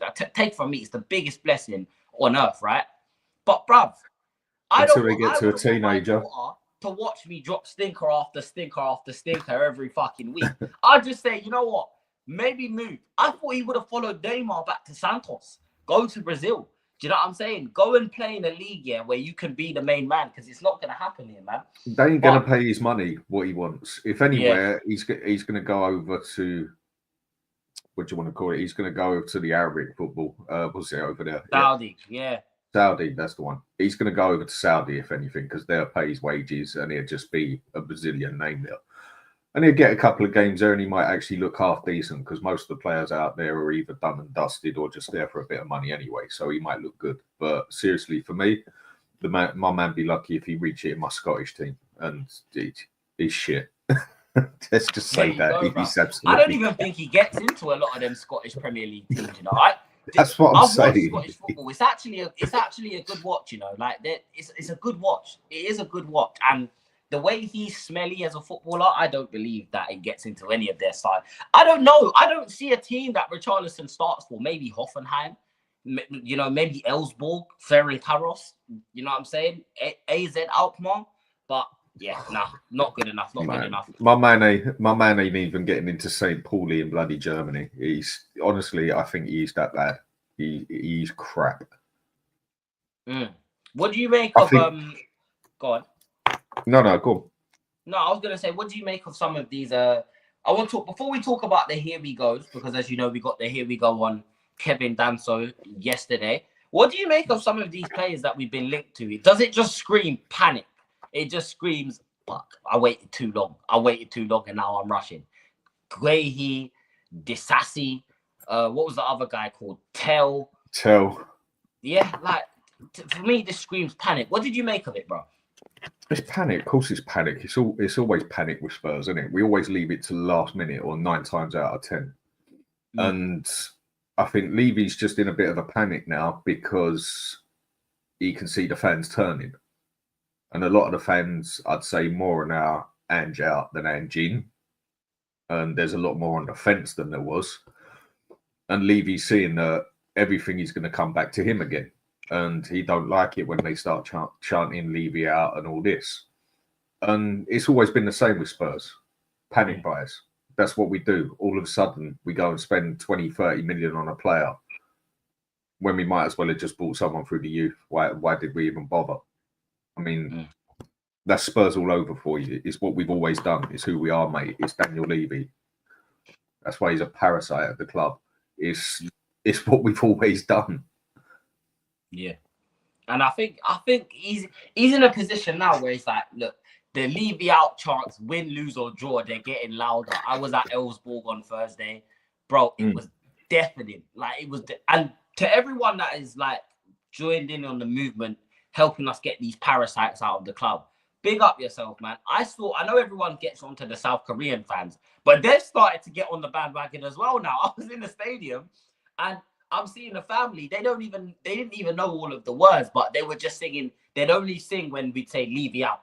So they'd all scream Levy out as well. And that was nice to see because I want to see that they're starting to kind of get embedded into the culture of the football club. And part of, whether we like it or not, part of the culture of this club is getting rid of these fucking owners, bro. Getting rid of these terrible owners. So to see that is the biggest problem. Yeah, to see that, it was nice to see. But in terms of the signings, I mean, it stinks. It stinks of panic, right? And I think Levy's kind of shown his hand here. If we end up with no one by midnight tonight, yeah, Levy's put even more pressure on his hand. He was better off not bidding for anyone and just letting the window close. Because now we know you've got money to buy players. Now you can't sit there and say, oh, it's difficult to sign players. It's not difficult for Villa to go and get Rashford and to go and get a Bakayoko or whoever the other guy is they got. I think it was Malin that they brought in. It's not difficult for them. It's not difficult for Ipswich to go out and bring in players, for Forest to bring in players. It's not difficult for West Ham to go over to Brighton and go and get Evan Ferguson, right? It's not difficult. So why is it only difficult for Tottenham? Teams lower than us are making transfers. So why are we not making it? Levy, we don't pay the wages. The wages, exactly. I think it's the wages. We don't pay them. Look, I'm a firm believer that on your day, yeah, a club's got to have pulling power. And at the moment, pulling power ain't something we've got. I mean, Spurs are just like that, you know, like that fella that just can't go out and can't pull come love nor money. Spurs have got no pulling power whatsoever. But if you put your money down and you put the wages down and you pay the extra on the wages that you might need to, you can get players. Even when you're in Spurs position, you can do it. It's just what attraction do we really have at the moment? We've got Ange as manager. We got Levy as owner. We're like, what, 14th in the league. We haven't got much pulling power at the moment. So then you've got to slam the wages down even harder. You've got to give something for the player. And I find a lot of players these days, they're more mercenaries than players. You put wages down, you can get who you want. But in the position we're in, it's going to be very limited to who we can get anyway. But that's when you got to pay up on the wages more. I'm not saying we can go out and get no class players or whatever, but I bet you there is a good player or two out there that if we go and put his wages down and then say we give you another 20% on the wages, whatever else, that we can get them. But we don't. We don't pay the wages. That's why we get Richarlisons. That's why we get Johnsons. That's why we get the players we get. That's why we get Odeberts. Yeah, exactly. And look, Odeberts, he's one of them players who, again, has a high ceiling, bro, but it's an easy signing for Levy because, like you said, Dan, he's not going to pay the wages. It's the same reason why Pedro Neto's not here. It's the same reason why Eze's not here. It's the same reason Bastoni's not here. Do you know, all of these players that we're linked to, Daniel Levy, and I saw this on TalkSport, and big up the guy on TalkSport that even called this out, because you've got guys like Simon Jordan, who I actually like Simon Jordan until he starts talking about Tottenham. Then he pisses me off because he's like Daniel Levy's best mate. Like, well, I don't see how Daniel Levy, well, he is spending money. Well, mate, if Dan tells me he wants a PlayStation 5 for his birthday, right, and I go and get him an Xbox One, have I spent the money well? I haven't spent the money well. If I go and get him an Xbox One for more than it costs to buy a PlayStation 5, and a PlayStation 5 is better, I haven't spent my money well. I don't care. You go and get me an Xbox, I'll curse you anyway, mate. So don't matter whether it's an Xbox Series X. I curse you, mate. You get me no Xbox. Poor man's PlayStation. Don't even try it. You get me? But you see what I mean, though? That's what Levy effectively is doing. He's taking the easy route every single time when it comes to bringing in players. So, we can sit here and say, yeah, he's spending money and whatnot. But look at what he's spending money on. I mean, he spent 175 million on Solanke, Richarlison, and Brennan Johnson. But look at the wages. Exactly. Look at the wages with it. The wages are cheap. That's why it adds up. It looks like he has spent a lot of money, and in a way, he has. I'm gonna get our wage bill. But the wages on all of them are poor as. I think we've got something like 4 players on over £100,000. Whereas you go look at Arsenal, Newcastle, West Ham, even and stuff like that. They've got like 10 players on £100,000 plus. Arsenal have 5 players on 200 grand plus. Exactly. That's what I'm saying. We don't even have. Bro? I don't think we even have 4 players on over £100,000. So the total gross salary for what's it called for our annual salary total is £111 million, which is a £40 million decrease from last season. Mm-hmm. So he's cutting. Compare He's it to the other cutting teams. the wage bill on a madness. I didn't know he Big cut it time. so much. Yeah, big time. Fucking hell. Let me see what individually these players are on. There we go. We got the wage bill up, people. We've got it up. Right. Son Heung-min, 197 a week. Christian Romero, 175. Richarlison, this has to be fake. This has to be fake. There's no way Richarlison is on 175 grand a week. No, he's not. No, that's fake. That's not true. That's wrong. That's wrong. This has to be wrong. There's no way. Because I'm looking at this, it's saying Pedro Porro 130. Nah, man, that's wrong. That's wrong. That's wrong. That's wrong. We're not having that. We're not having that. If that was true and Richarlison was on 175, I'd take my Tottenham shirt off right now. That would piss me off. I'm not buying nothing. You're not getting any more of my money. Because all of my hard-earned money is going into Richarlison's wages. Are you taking a mick? No, thank you. No, thank you. What do you make of this new signing, though? While I get the wage bill out, what do you make of this new signing? Kevin Danso, you heard of him? Any good? I mean, I've heard of him, but I can't say I've ever watched him play. So judging him wouldn't be fair. But is it the sort of player we need? I don't know. I'm going to have to wait and see him play. I can't really judge the man. It wouldn't be fair. I haven't seen him play. Fair enough. Now, from what I've seen of him, because I do tune into League On just when I've got a few slips on. You know, it helps the acca and whatnot. But I have seen him. He's very quick. So he does look like the right profile signing, like in terms of the profile of the player. He's very quick. I think he's a very possession-based centre-back. He likes to play with the ball at his feet. But again, when I see, he's a very quick centre-back, all I'm thinking is his hamstrings, man. Them hamstrings. I can't be positive because I know give him 4 straight starts and he'll be out injured for a month minimum. Look, when I first started doing this, and my mate Tommy run the channel that he passed on to me, Hotspur Hood, he said it straight away. You watch it, Van der Ven, his hamstrings are going to go, and then they're going to keep going and going and going. The way Ange plays, he's going to destroy any player. Keep sprinting back from the halfway line 10, 20 times a game. You're going to hurt yourself. And it's happening. How many players we had with hamstring injuries? What? 5, 6, and then you go look what happened at Celtic. You had the same problems. It's just at Celtic, where they're so far ahead of everyone, they can lose half their team and still cook it up there. Whereas down in the Premier League, you can't do that. You can't do that sort of thing. They spend 60% of the money spent in Scotland. So, I mean, if you're and this is the problem, Dan, right? Ange doesn't realise you're not at that team no more. You got an owner who's reluctant to spend money. So even if I'm not even asking to bring in world-class players, but bring in players that a manager can improve. That's your job as a manager. There's no way Iwobi should be at Fulham playing out of his socks right now. There's no way Danny Welbeck should be at Brighton looking like one of the best strikers in the league. Do you know what I'm saying? Look how old Danny Welbeck is. Chris Wood. Look, these are players at teams where their manager can get the most out of them. And then I'm looking at our team and I'm thinking, go on then, Ange, do something. Get something out of these players, bro. Get a tune out of them. Get Richarlison scoring. But, I don't know, man. It pisses me off. It makes me so angry. And, this is a good point here. We should have the room to facilitate higher wages. Higher wages. We should have that. I don't know what Levy's issue is. I don't know why. I don't know, what. I know he's a cheap bastard. We know that, right? But this cheap? To the point where even our club captain isn't on 200 grand a week? Come on, man. That's ridiculous. He is a cheap man. He always has been, and that's why we've lost out on so many players. There's been several players that have basically been there for the taking, and then the chat's been about their wages, and the other teams just come in and said, "Thank you, come again," and just basically took it. Simple as that.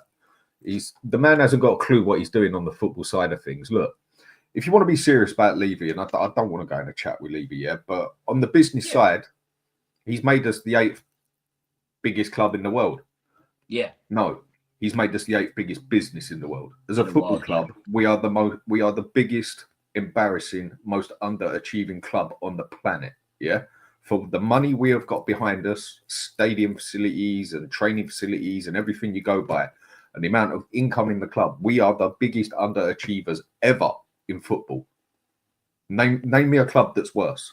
Name me a club that has the same sort of backing money-wise as Spurs, the same sort of income as Spurs, the same sort of capabilities that we've got, facilities, and does as bad as us.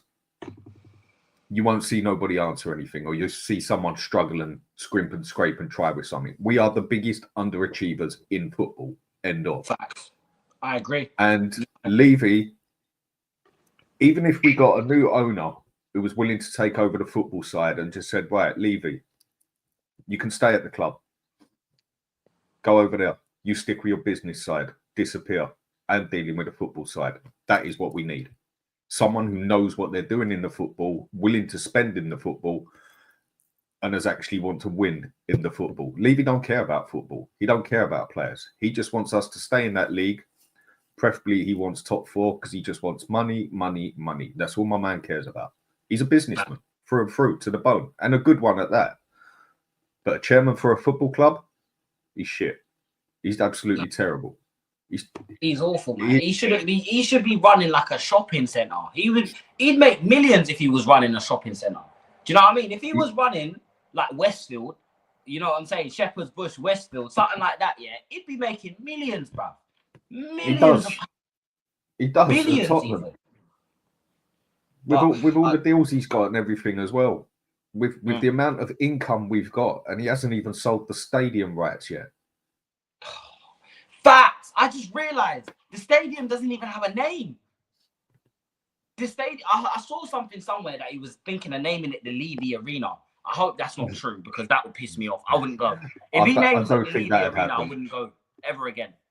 Yeah, I've got it up here, Yasser. Thank you. Right, so Dan, I've got our wages up. Capology. I'm on that website now. Cool. So, Son 190 a week. Madison 170. Werner 165. Fucking ridiculous. Romero 165. And Kulusevski 110. So those are our 5 players on over 100 grand a week, people. 5 players. Then you've got Solanke 90, Richie 90, Dragusin 85. Don't know what he's done to deserve 85 grand, but okay. Porro 80, Davis 80, Doggy, Gray, Vicario, 4-star, Bentancur 75. Why is Fraser 4-star on 75 grand a week? This is irritating me. This is irritating me. What the hell? Brennan Johnson 70 grand. Yeah, but that's why we went and got Brennan Johnson, because there ain't many players you go out there and pay 47 million for that will be on 70 grand. Most players you pay that for, they'll be on 100 grand. I mean, why we even pay that much? Than Dragusin, Dan. Van der Ven's on 50k. Nah, this is with Daniel Levy, mate. You are scum of the earth, brother. Fucking. Because look, if this. If he don't watch it, if we don't watch it, and the way we're doing at the moment, by the end of the season, you're going to see players like Van der Ven.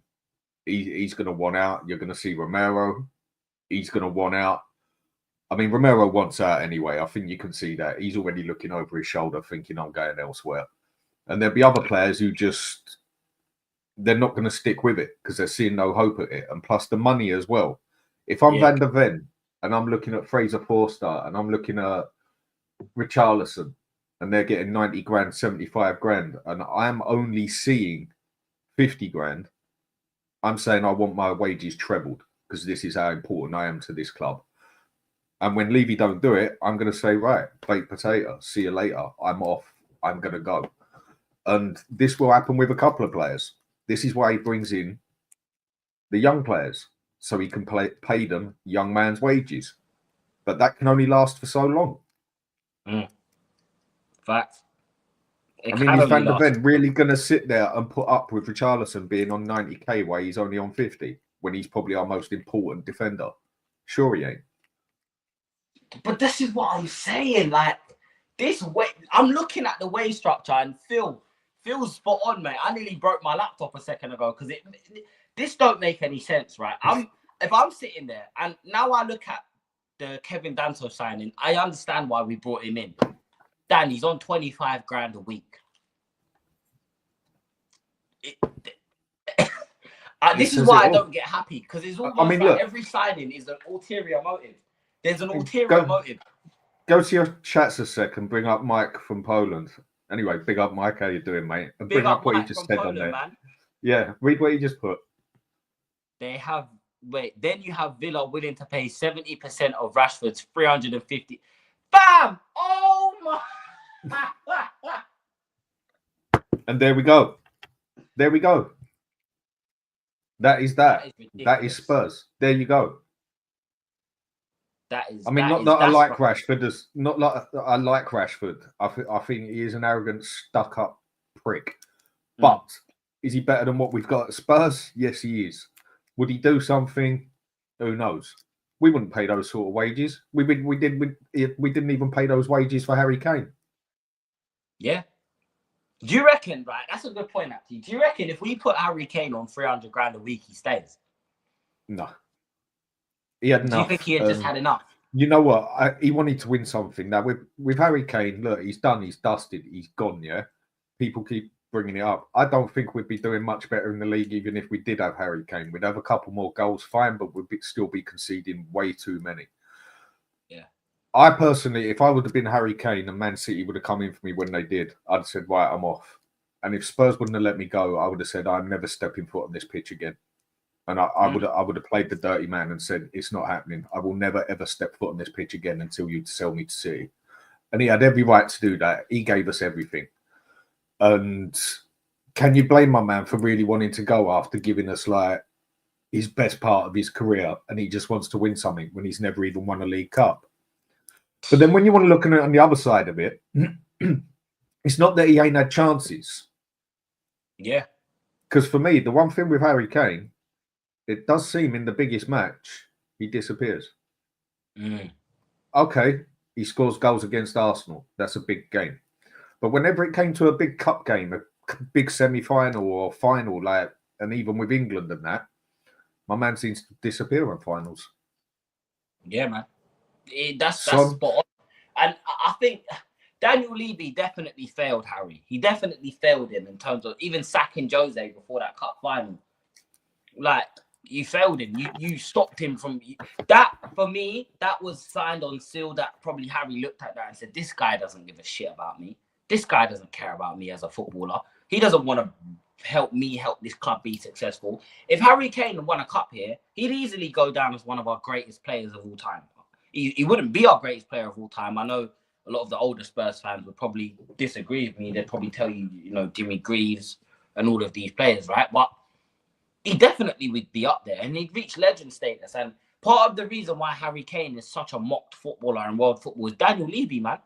It's because he hasn't won anything. It's because he hasn't won anything. And he will not get taken seriously for the credit he deserves until we win something. So where does he go? He goes to Bayern Munich that win every year without fail. And then the year he goes there, they win nothing. That was... You can't make it up. You can't make this shit up. I mean, seriously, if I'm going to any team on this planet and I'm going, right, I want to go somewhere where I'm going to win that league, yeah? I mean, fine, you got Real, you got Barcelona, you got Inter Milan, you got PSG. But if I'm going anywhere where I take my house and kids with me and everything, I'm going to put everything, I'm going to win something there. It's Bayern Munich. And the 1 year he goes there, they do nothing. Maybe the man's cursed. I don't know. Maybe my man's just cursed. Yeah, but he scored the goals all season. He done his job. It's just Leverkusen had a wicked season. But this year, that's the thing. This year he's going to win it with Munich. He scored more goals than games he played in. He scored more goals than games he played in. I think he's on what, 74 goals in 70 games, something like that. Now they're gonna win it this year. Munich will win it this year, and they'll finally win something that he deserves. Yeah, they're 5 points clear at the top of the Bundesliga at the moment as well. So Yeah, it's looking like they're going to win that. they will this year. And finally, my man will win something. But Harry Kane's done and dusted, and I think a few people need to let go of him. They bring him up when they say, yeah, but Ange hasn't had Harry Kane. Ange never had Harry Kane. Harry Kane was already gone by the time Ange was coming out. Facts. Baked potato, see you later, mate. He was already going, so Ange never had him. I mean, you look at some of the teams. That's a great point. That's a great point. Ange has had a better team than Conte had, except Conte had Kane. Mourinho had Kane and Son. Apart from that, we've got a significantly better first 11, especially better defence than we have had with either of them two managers. When you look at us up front now, Solanke, Johnson, and a busted up Son, it doesn't seem very intimidating, does it? But the thing is, right, when we get our full team back, which I don't think we're ever going to get, right? I don't think we're ever going to get our full squad back. These players they're made of glass. They just get injured every time one comes back. Two go out. Yeah, no worries, bro. Every time one goes out, two comes back. But I'm sitting here looking at this window now, thinking, bro, where are our signings? Like, where are our signings, bro? I'm hearing, like Bella said here, João Felix in talks with AC Milan. Yeah, I don't think he's made for the Premier League, so I'm not too concerned about that, for example. But I mean, look, there's another team, ambitious. Why didn't we go up? If we've got 60 million, 70 million to put down on Mateus Tell, a 19-year-old, why wouldn't you want to go and get an experienced player like João Felix? Yeah, he can play in that 10. He can play as a number 9, a false 9, which is what Ange seems to like, striker rotating and whatnot, because he doesn't use players like Solanke, the target men, properly. He doesn't use them. He has them doing too much running. So, yeah, nah. We had Kane at his prime in the Prem, but was never executed. Yeah, facts. Exactly. Big up Kavinsky Night Glow. He says Kane has 70 goals in 72 games for Bayern. He's broken all records. What are you talking about? What do you mean, bro? What do you mean, Kavinsky? I've given him praise. I've given Kane praise. I said he's just unlucky. But again, he doesn't turn up in finals. That's a fact. That's a fact. You can't, Kavinsky, if you can name me one final Harry Kane's been in that he scored a goal in, I'll send you 20 quid right now. What are your thoughts on Liam Delap? Again, maybe if we was a bit higher up the table, we could afford to have him. Bella, I think he's a luxury player. I think he's a good talent. No, there's no doubt about it. He's got a good catalogue of finishes. He's good at linking up the play. He's good with the ball at his feet as well. He does know how to drop a shoulder and beat a man. But again, players like him, for me, they're luxury players. They're players that you can afford to have when you've got a big squad. You're playing 3 games a week and you can rotate them properly. But I'm sitting here now thinking there's a possibility we don't get Europe next season. So if we go and bring a Delap in now, when does he get any minutes? We rotate with Solanke, yeah, but then, in my opinion, Solanke isn't a top level striker who is going to be our Kane replacement. He's not going to get us 20 goals every season. He might have a standout season where he gets, a 20-goal season or a 19-goal season, but I reckon on average with Solanke, you're going to get about 14 to 16 goals a season, maybe 20 in all comps. So, again, for me, I'm looking at a striker who's going to come in and give me 20 goals a season. That's what I want. Spurs are still trying to get Mark Guay, not giving up. It's just give up, Levy, man. Just give up. Yeah, you said that already. Big up, broski, just subbed as a Liverpool fan. Thank you, bro. Welcome to the cave. Welcome to the cave, my friend. Over here in the cave, we are a miserable bunch. We don't have much to be joyful about these days, but we talk to each other, man. It seems like nowadays I get more joy out of talking to you guys than I do watching my team. You know what you said about Solanke? What you said about Solanke, you're right. And again, that one for me, if he'd have been bought for like 35 million, whatever, you'd have been, yeah, I see the point. But you know how it is with an English player, you've got like the 20-30% tax increase on top, just like everything else in England, basically. And Yeah. with that, yeah, he's had one good season in his whole career, basically. One. And that was his last season. I mean, 20 games at Liverpool and he scores a goal. Chelsea, no, wasn't good enough. Everywhere else he's been average at best. He had one good season. Why? Because the manager found out the best way to get him scoring goals, to get the best out of him. I don't think our manager's got that capability. Oh, you spot on. And before, because I've got a few more questions I want to ask before we wrap up as well, right? Because this has been a good chat, man. People, make sure you're smashing the likes. Make sure you're subbing to Dan as well, the Hotspur Hood. Make sure you go check him out. Do you know what I'm saying? And make sure you guys sub to me. Get me to 500, please, people. Help me out. But this comment that Elijah puts in here, this is a great conversation. Obviously, we've had this conversation a bit earlier, but just to quite kind of spin back so I can answer this. Elijah, we've been saying that, mate. There's some uncomfortable conversations about Kulu that people don't want to have, right? He's not gonna, and I was on Never a Foul the other day, we was talking about this. He's a good player to have it as a squad player, but he's not a winger that's gonna elevate you because he's not a winger, first of all. Even in that number 10 position, everything kind of looks a little bit clunky. Like, it looks a bit awkward. Like, I don't know if you'll agree with me, Dan, but when he's on the ball in midfield, he looks awkward, man. He looks so one-sided. Like, he's so left-sided that when he does try and go out to the right-hand side, he gives the ball away too much. So, hey, look, man, if we can get a winger that's going to come in and challenge Kulusevski or a number 10 that can... Because Kulusevski was supposed to be the Madison challenge, and Madison doesn't even get a game. I think Ange would even prefer playing Bergvall in the 10 than Madison now. I mean, you say the winger thing. I mean, do we even have a winger? What I would personally do, some say it's crazy, but a lot of people seem to agree with me these days. Again, another thing I've preached for, nearly a year. Porro to me, and I don't mean skill-wise, quality-wise, but Porro to me has a lot of similarities to Gareth Bale. The way he plays, the way he wants to play, the way he can play. Obviously nowhere near as good. What did they do with Gareth Bale? Harry Redknapp realised very quickly, no, I get more of you up there.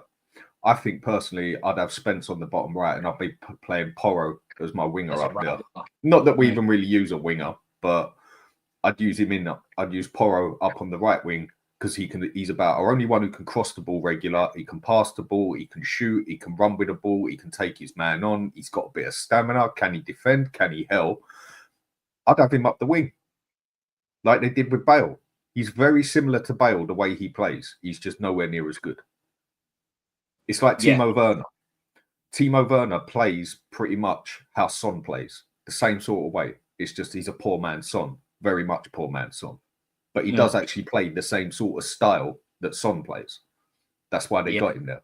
I think Porro up on the right would do us much better as a winger. Keep him out wide, keep the crosses coming in. Then you can have players like Solanke actually using what they're good at. And maybe we get some headers in there from him because he's actually quite good in the air. Or that's where you could even possibly get something out of Richarlison if you got anything, because that's his only good bit. He's okay in the air. But we've got no one who can regularly cross that ball. Kulusevski, he can do a good cross now and again. But when you put him on the right, everybody knows he has to step off to his left to get that crossing because my man can't do it on his right foot. And everybody knows it. So they've already stepped to the right. By the time he steps to his left to get it on, he's already blocked. When it comes to him in the middle, I think what he's good at with the ball, he's good at charging with it, but he's not good at dribbling with it. Look at Werner. He's not good at dribbling with it, but what he's very good at doing is knock it past his man and sprint past him, basically. Yeah. They're not good with the ball. Johnson, don't even go there. I think he's pretty useless as well, apart from his tap-ins. He can't take his man on. For a player with such pace, like they say, I've never seen a player so slow. He puts it past his man. And he puts it past his man and he just can't get past him. Or he ends up in the stands. Yeah. He puts it past his man and get bodied off the ball, man. Exactly. But then again, you look at the profile of Brennan Johnson. He's a run off the last defender type of player. Do you know what I mean? He wants to run the channels. When he was at Forest, he played as a number 9 because he can run the channels. He might not be good at holding the ball up because he's not physically good. But in the system that Forest play, they just sit there and say, all right, Johnson, just attack the space. Just attack the space. Every time their goalkeeper gets the ball, head up, looking for the run of Johnson, looking for the run of Morgan Gibbs White, looking for these runs. Here, it's like we give the ball into Johnson's feet, and it's almost like, well, I don't want it. Take it back. I don't want it. I mean, what are you giving it to me for? You see what you're saying there, yeah? Still said it at the start of the season. That playing with Solanke and Son ain't going to work, whatever, and that. And a few of us agree. I mean, I've been saying for ages we should be playing a 3-5-2 or a 3-5-1-2 or 3-5 or 3-4-2-1, whatever way you want to put it, yeah? But a lot of people agree with that now. We are much better as a counter-attack team. And I think you'd actually see more out of Johnson or Son if you put them up front with Solanke. Use them as the poacher, Solanke as the target man. You'll get more out of it. But again, it's something we won't do. So we got to stick with the way we do play. I mean, and if I'm a wing-back or full-back and I've got Johnson running at me, I know all I got to do when he's 6 foot away from me is blow my man a kiss and he goes flying. And I ain't bothered about him. Apart from when he gets into that position, which he's quite good at getting into him for the tapping, he's useless. What does he actually do on that pitch? Nothing. Yeah, nothing. Ever. Old Musa, I don't think Kulu should be a striker. His end product's not good enough. It's not good enough. He's not good. His finishing isn't consistent enough for him to play as a shadow striker. Maybe you can bring him off the bench as a shadow striker, ruffle a few feathers, stretch the defense a bit. But Dan, I don't know if you agree with this comment here. He did it in Juventus. Like I said, they played him as attacking midfield central and they played him shadow. But then when you're going to play shadow to Ronaldo, one way or another, you're going to look good. Yeah. But he was good as an attacking midfield central. Is he consistent on his shots? No, I wouldn't say so. If I was actually going to have a shadow, wouldn't even play that. I play with like a poacher and a target man. My poacher will either be Son or Johnson and Solanke be my target man sort of thing. I think that's how they'd work better up front. Yeah. But how many people play with 2 strikers anymore? But there you go. The only manager I really see do it is Nuno and Unai Emery. And the Palace manager as well does it sometimes. Unai Emery done it against Celtic in midweek. He just said, you know what? Right, we've got the lead. Sit in. We just play as a back 4. Just target Watkins and Rodgers. Let Rodgers run off for Watkins. So, yeah, we don't really see... I've been screaming, though. I wouldn't mind seeing a back 4. I wouldn't mind seeing a back 4, midfield 4, and 2 up front. Do you know what I'm saying? Even like players like Madison, right? I want to quickly talk about Madison as well before I wrap the show up. I've noticed, right, with Madison, he's a bit like Cole Palmer. I think he plays better when he's allowed to start on the right and kind of drift, or not on the right necessarily, maybe the left, but he's allowed to kind of free roam. I don't think... When you stick him in that hole, stick him in a 10, and then you stick a player like Johnson, and then you've got Porro inverting, the doggy inverting, you've got Son who don't want to go down the outside. He wants to come in now. Solanke has to drop short because he's not getting the ball enough. He's not getting any service up there. I think it just kind of crowds Madison out of the game and it doesn't allow him to thrive. I don't think playing with a number 10 allows... Like the system that we play, we should be playing with 2 DMs. And an 8, not an 8, not 2 8s and a 10, because there's no space. There's no space. We're either complete, and this is what I mean, Dan. Right, we're too polarized. It's either one or the other. 2 attacking, 2 defensive, 2 compact, 2 exposed. It's never like I don't know, man. I don't think that. I think he's going to be a player that asks to leave, which is kind of my next question. Who do you reckon, right, is going to probably look to move on this summer? With Madison, prefer to move on? With Madison, yeah, he's a playmaker through and through. That's all he is. I say all, but that is what he is. You're going to get no muscle out of him. I mean, he's another one. You can flick him on the ear roll and he'll hit the floor like a sack of shit as well. But he is a playmaker. As a 10, he needs space. But 9 times out of 10, when we play him as a 10, he's got the inverted wing back sitting next to him. He's got 2 8s, 10s, whatever your 6s, whatever they want to be at the time, sitting on him. He's got his striker right in front of him. He's got his wingers inverted. Where's my man going to pass the ball to? Where's he going to pass the ball? He's got no options. So we need to give him more space there. And the games he's played best in is the games he has had space.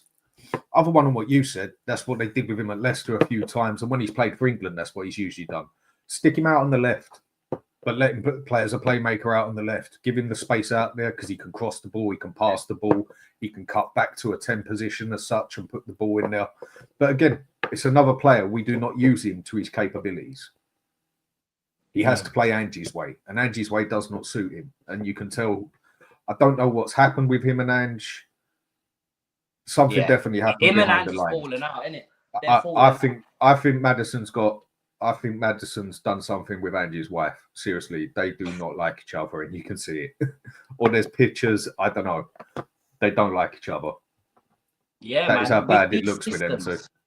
These systems, man. I think Madison's a player who he's a bit like a Grealish. He wants the freedom, like he wants to be free. He wants to make things happen on his own accord. He doesn't want to be like necessarily caged into a system. And this is the problem with these system managers, right?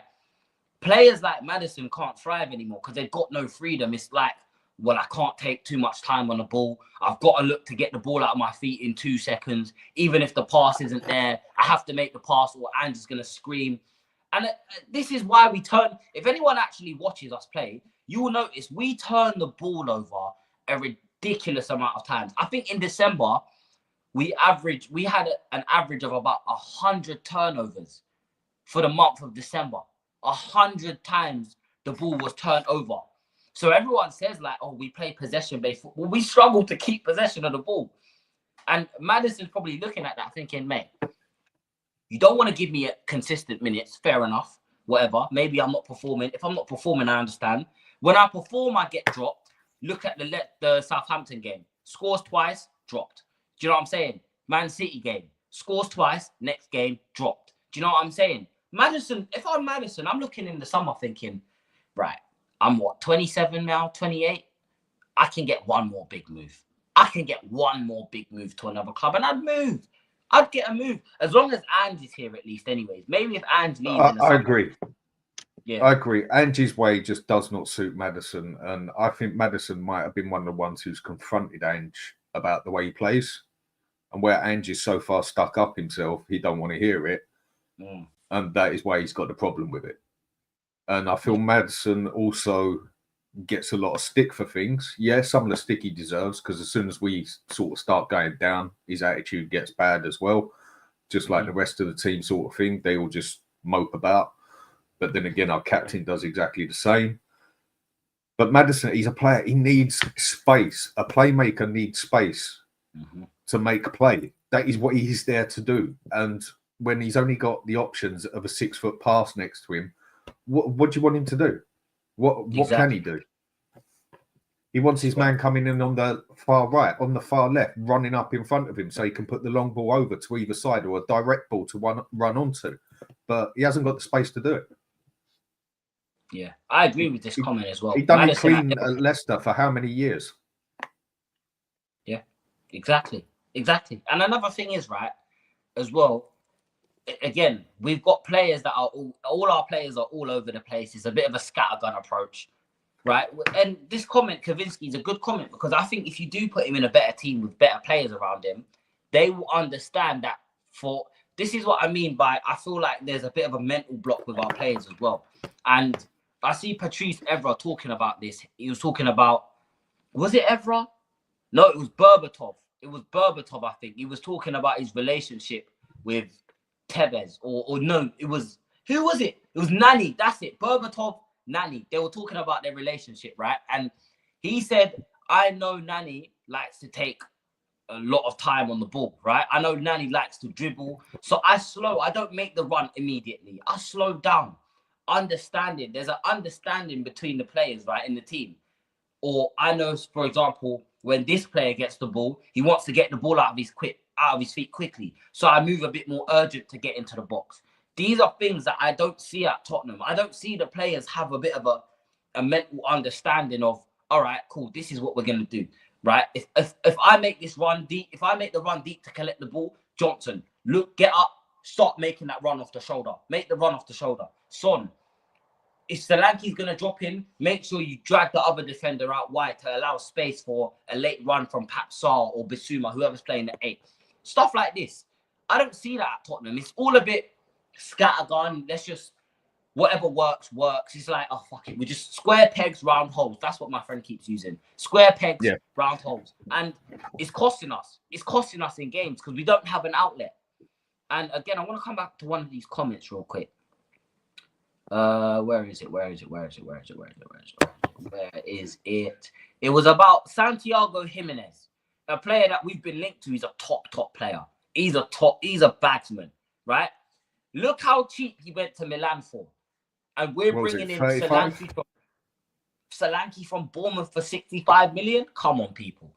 The evidence is right there. Now, I'm not saying Solanke doesn't have any qualities. Solanke does have qualities. He does have qualities. But we have to sit in as Tottenham fans and think of the direction that we're trying to go. Are we trying to be a Bournemouth or a Brighton or a Brentford or a Fulham, or I don't want to say West Ham because they've fucking won a trophy more recent than us, but do we want to be one of those teams, or do we want to be the team that we were promised we were going to be when we moved into this stadium? We were promised that we were going to be up there competing with the top teams in Europe, but now I'm starting to realize that the guy meant competing with the top teams in Europe financially, not on the pitch. Yep. I'm starting to realize that now. But Tottenham fans, what do you want?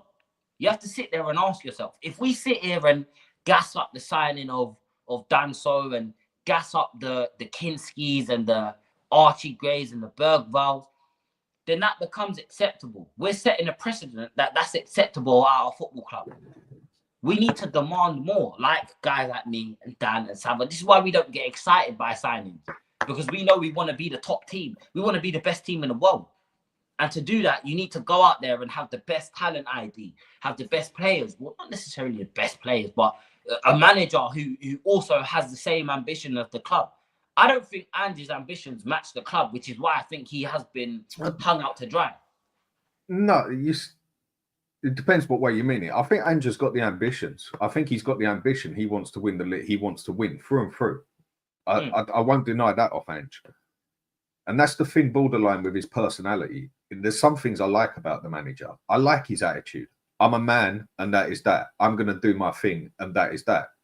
This is the way I play, and that is that. Yeah. But then sometimes to be more of a man, you got to put your hands up and admit you got it wrong. Yeah.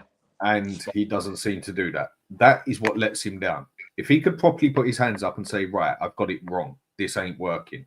I've got to now start adapting game by game. Like some would say he did on his last game. Because I feel every game you need to adapt. You can play your main way. But in one game, you're going to have that electric left winger that you have to put 2 men on. On another game, you've got to watch out for that playmaker in the middle that just puts the ball everywhere. You're going to have to put men on him. In another game, you're going to have to watch the right. In another game, you're going to have to watch the middle. So you've got to have the main way you play. But I think you have to adapt to every game to who you're playing against, because there's a certain player in each team that you need to try and take out of the game to an extent, or what they're good at. And then also what they're weak at. Right. This team sits back 24/7. Right. What do? Get the ball back, get some long shots in there. Try and get it around. Try and get the shots in there. Okay, they do what we do. They come forward all the time. Right. Don't try and play it past them. Just stick the ball over the top of them like they do to us. I feel he needs to adapt more on a gamely basis as such. And he don't. It's the same way 9 times out of 10. And then he goes and does something like at Man City or something like he did with Brentford. And you think, yeah, he's got the knowledge. And then he just goes back to the way he was doing it for the next 5 games that we lose or draw. And this is why I've got no faith in the man. And he's going to have to win a significant amount of games for me to say he's a half-decent manager, because he has done nothing as yet to prove that he is a good manager. Yeah, he's got to get us back in. And I suppose we'll wrap the show up on the thoughts on the manager as a whole, right? Because I feel like we've spoken about everything. Transfers, the Brentford game. We've got the Liverpool game in the week, which we'll get onto that. I'm going to have a specific certain show where I get about 5 or 6 of us on there to talk about that. Because, listen, this is a big game. This is a big game. We have to win. I'm not accepting. I don't even care if we draw and go through. For me, that's not convincing. We have to go there and win. So, but just on, and you're spot on. The only time we see him taking accountability now is when his job's at risk. When his job's at risk. But when we get battered 4-1 at home by Chelsea with 9 men, I don't see him taking accountability there. Do you know? He's telling us that, oh, he's proud of the team and stuff. He's proud of the way I'm not going to change the way I play. So a lot of this is, and I'm not sure if you'll agree with me, Dan, but I think a lot of it is down to him. I think he's kind of hung himself out to dry a little bit in terms of the press conferences. Look at some of the things that he says in the conferences, man. He does himself no favours. He really don't. I mean, look at, we all know a manager has to say a certain amount of things, yeah? He's got his little book that he gets told to say. But this is why I call him Levy's little bitch. And the reason being is because he seems to say what he's meant to say. And then he says a lot more other things as well, that just everything he says seems to just take the pressure off of Levy. All of it. Yeah.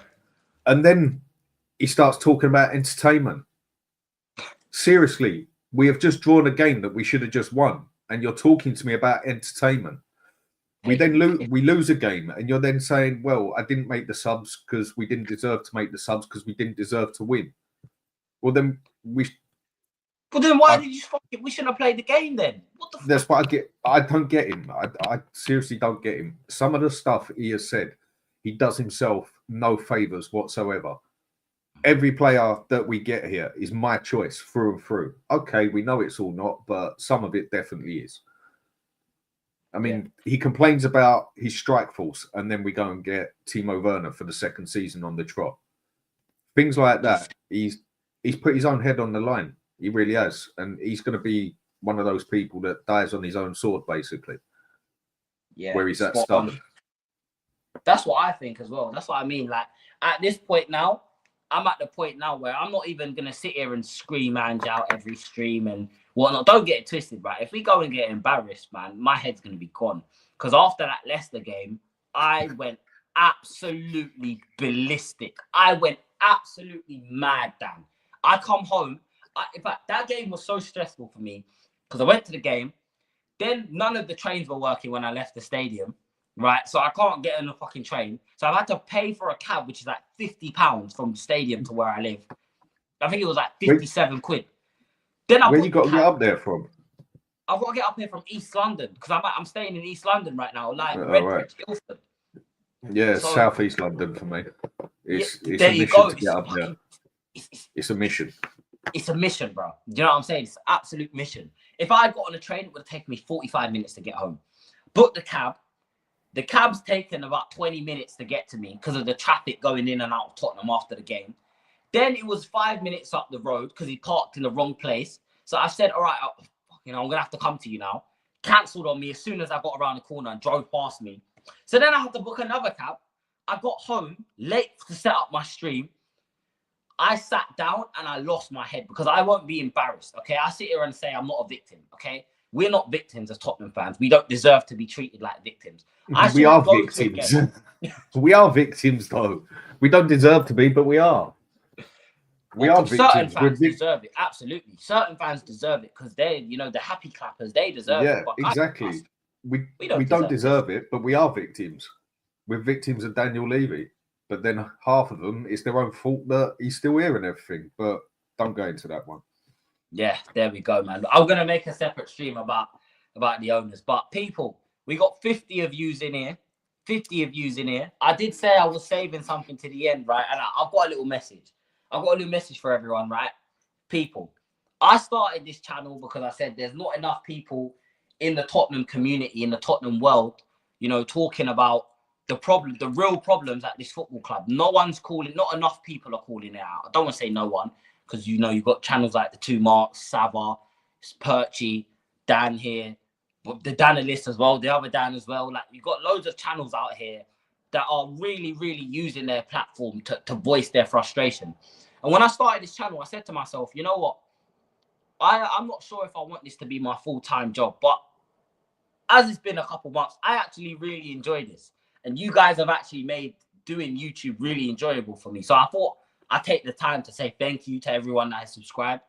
Thank you to everyone that watches the videos, that likes. I know a lot of you do DM me on Twitter and that send me really nice messages as well, telling me to keep going. Thank you to everyone who's allowed me on their platform as well. Dan, Saba, Northside, the Two Marks, Lee Gunner, all of these guys that have allowed me on their platform. Lewis as well, Carefree Lewis, the Chelsea fan. Everyone that's allowed me on their platform, I'm really, really grateful. And hopefully, I can make this a full-time job. I'm going to keep being consistent for you guys. I'm going to keep putting out content.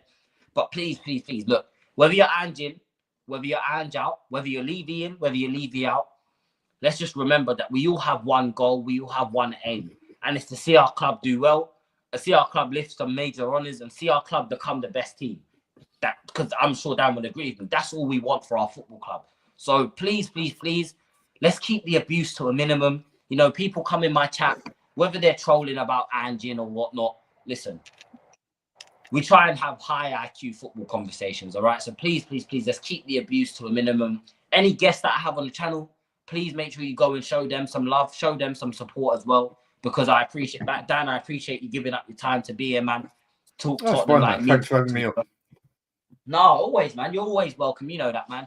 Do you know? So, yeah, and big up, like I said, big up everyone. I see a lot of regular faces in here and whatnot. Like, it's really, really nice. And I won't lie to you, like, I'm trying to move out of the UK. I do want to move away from England, which means I will probably lose out on getting to go to the games as much and getting to kind of be in London. But I am trying to move away. I do want to branch out. I've looked at Portugal. That's where I'm looking to move to, people. So, yeah, man, if you guys want to help me, I want to be doing this full time from another country. So if you want to help, please, please, please subscribe to the channel is all I ask. Give the videos a watch, drop a like. If you want to comment as well, if you want to call me negative, go ahead. You know what I mean? I never bite back. It's always good vibes. But yeah, Dan, any last thoughts on the show before we wrap up, bro? No, mate. It's same Spurs, different day at the moment for me, and we'll see what happens in our next couple of games. And with what you just said about moving out of England, be the smartest move you ever make. Yeah, I'm telling you, man, the amount of money that I'm bloody spending a month just on renting this place that I'm at now is stupid. It's so stupid. So yeah, man, it's looking like the best thing to do. It's looking like the best thing to do. I will miss my beloved Tottenham. I will miss my Tottenham, but I will keep content going, keep watching the games and whatnot. I won't stop, you know what I mean? But people, I am going to wrap the show up here. Let me get through a few of these last few comments. I just subbed, mate. Thank you, brother. Thank you, man. I really appreciate that. I want to be a guest on the future for sure. Yeah, man. Whenever I put the link out, it's always in the chat. Or if you follow me on Twitter, I will let you know whenever I do plan on doing guest shows and whatnot.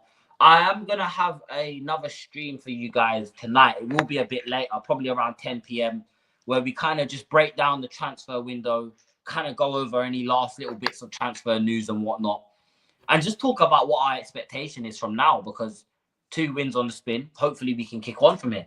Give Ange his flowers. I will give him his flowers when he gives me a trophy and a European finish. I abuse myself in the mirror every morning, mate. I'm not a good early riser. Well, don't worry. Our streams are late, man. So don't worry about that, Kavinsky. Don't worry, man. Ange needs 2 years to get things right. Well, Slot didn't need 2 years to get things right. So, you know what I'm saying? He didn't need 10 Hag didn't need 2 years to go and win 2 cups. So I'm not hearing that, unfortunately. But big up Phil P, man. Happy Monday. Big up Brandon. Big up Bella. Lisbon is cool. Yeah, that's where I'm looking to move, to Lisbon.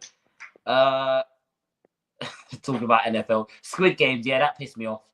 Start a GoFundMe, Jay. I should, innit? I should. If you guys want to support my mental health, you're tired of seeing Tottenham make me miserable, go over to that GoFundMe, man. Nah, man. But listen, people, I'm going to wrap it up here. People. Make sure you get over to the Hotspur Hood and go and show them some love, man. Thank you to Dan for being here, of course. We are going to be live again later. Who's live that we like that I can redirect you lot to? Who can I redirect you guys to on the channel? Give us a sec. Is Saba live right now? No, I don't think anyone's doing anything at the moment because they're waiting until later on for today. I'm just looking myself quick. Yeah, no, I don't think no one is, mate. I know Saba's on later. I mean, that's for the transfers and everything. Yeah. I think most people have been the morning off. Yeah, fair enough. Don't blame them. I wish I kind of took the morning off now. But listen, people, thank you so much for being here. There's 46 of you lot in here, so hopefully we should be on 50 likes by now. But yeah, goodbye. God bless. Ange out. Levy out. Enoch out. And like Bella said, I'll catch you lot in the next one. Take care. See you later. Peace.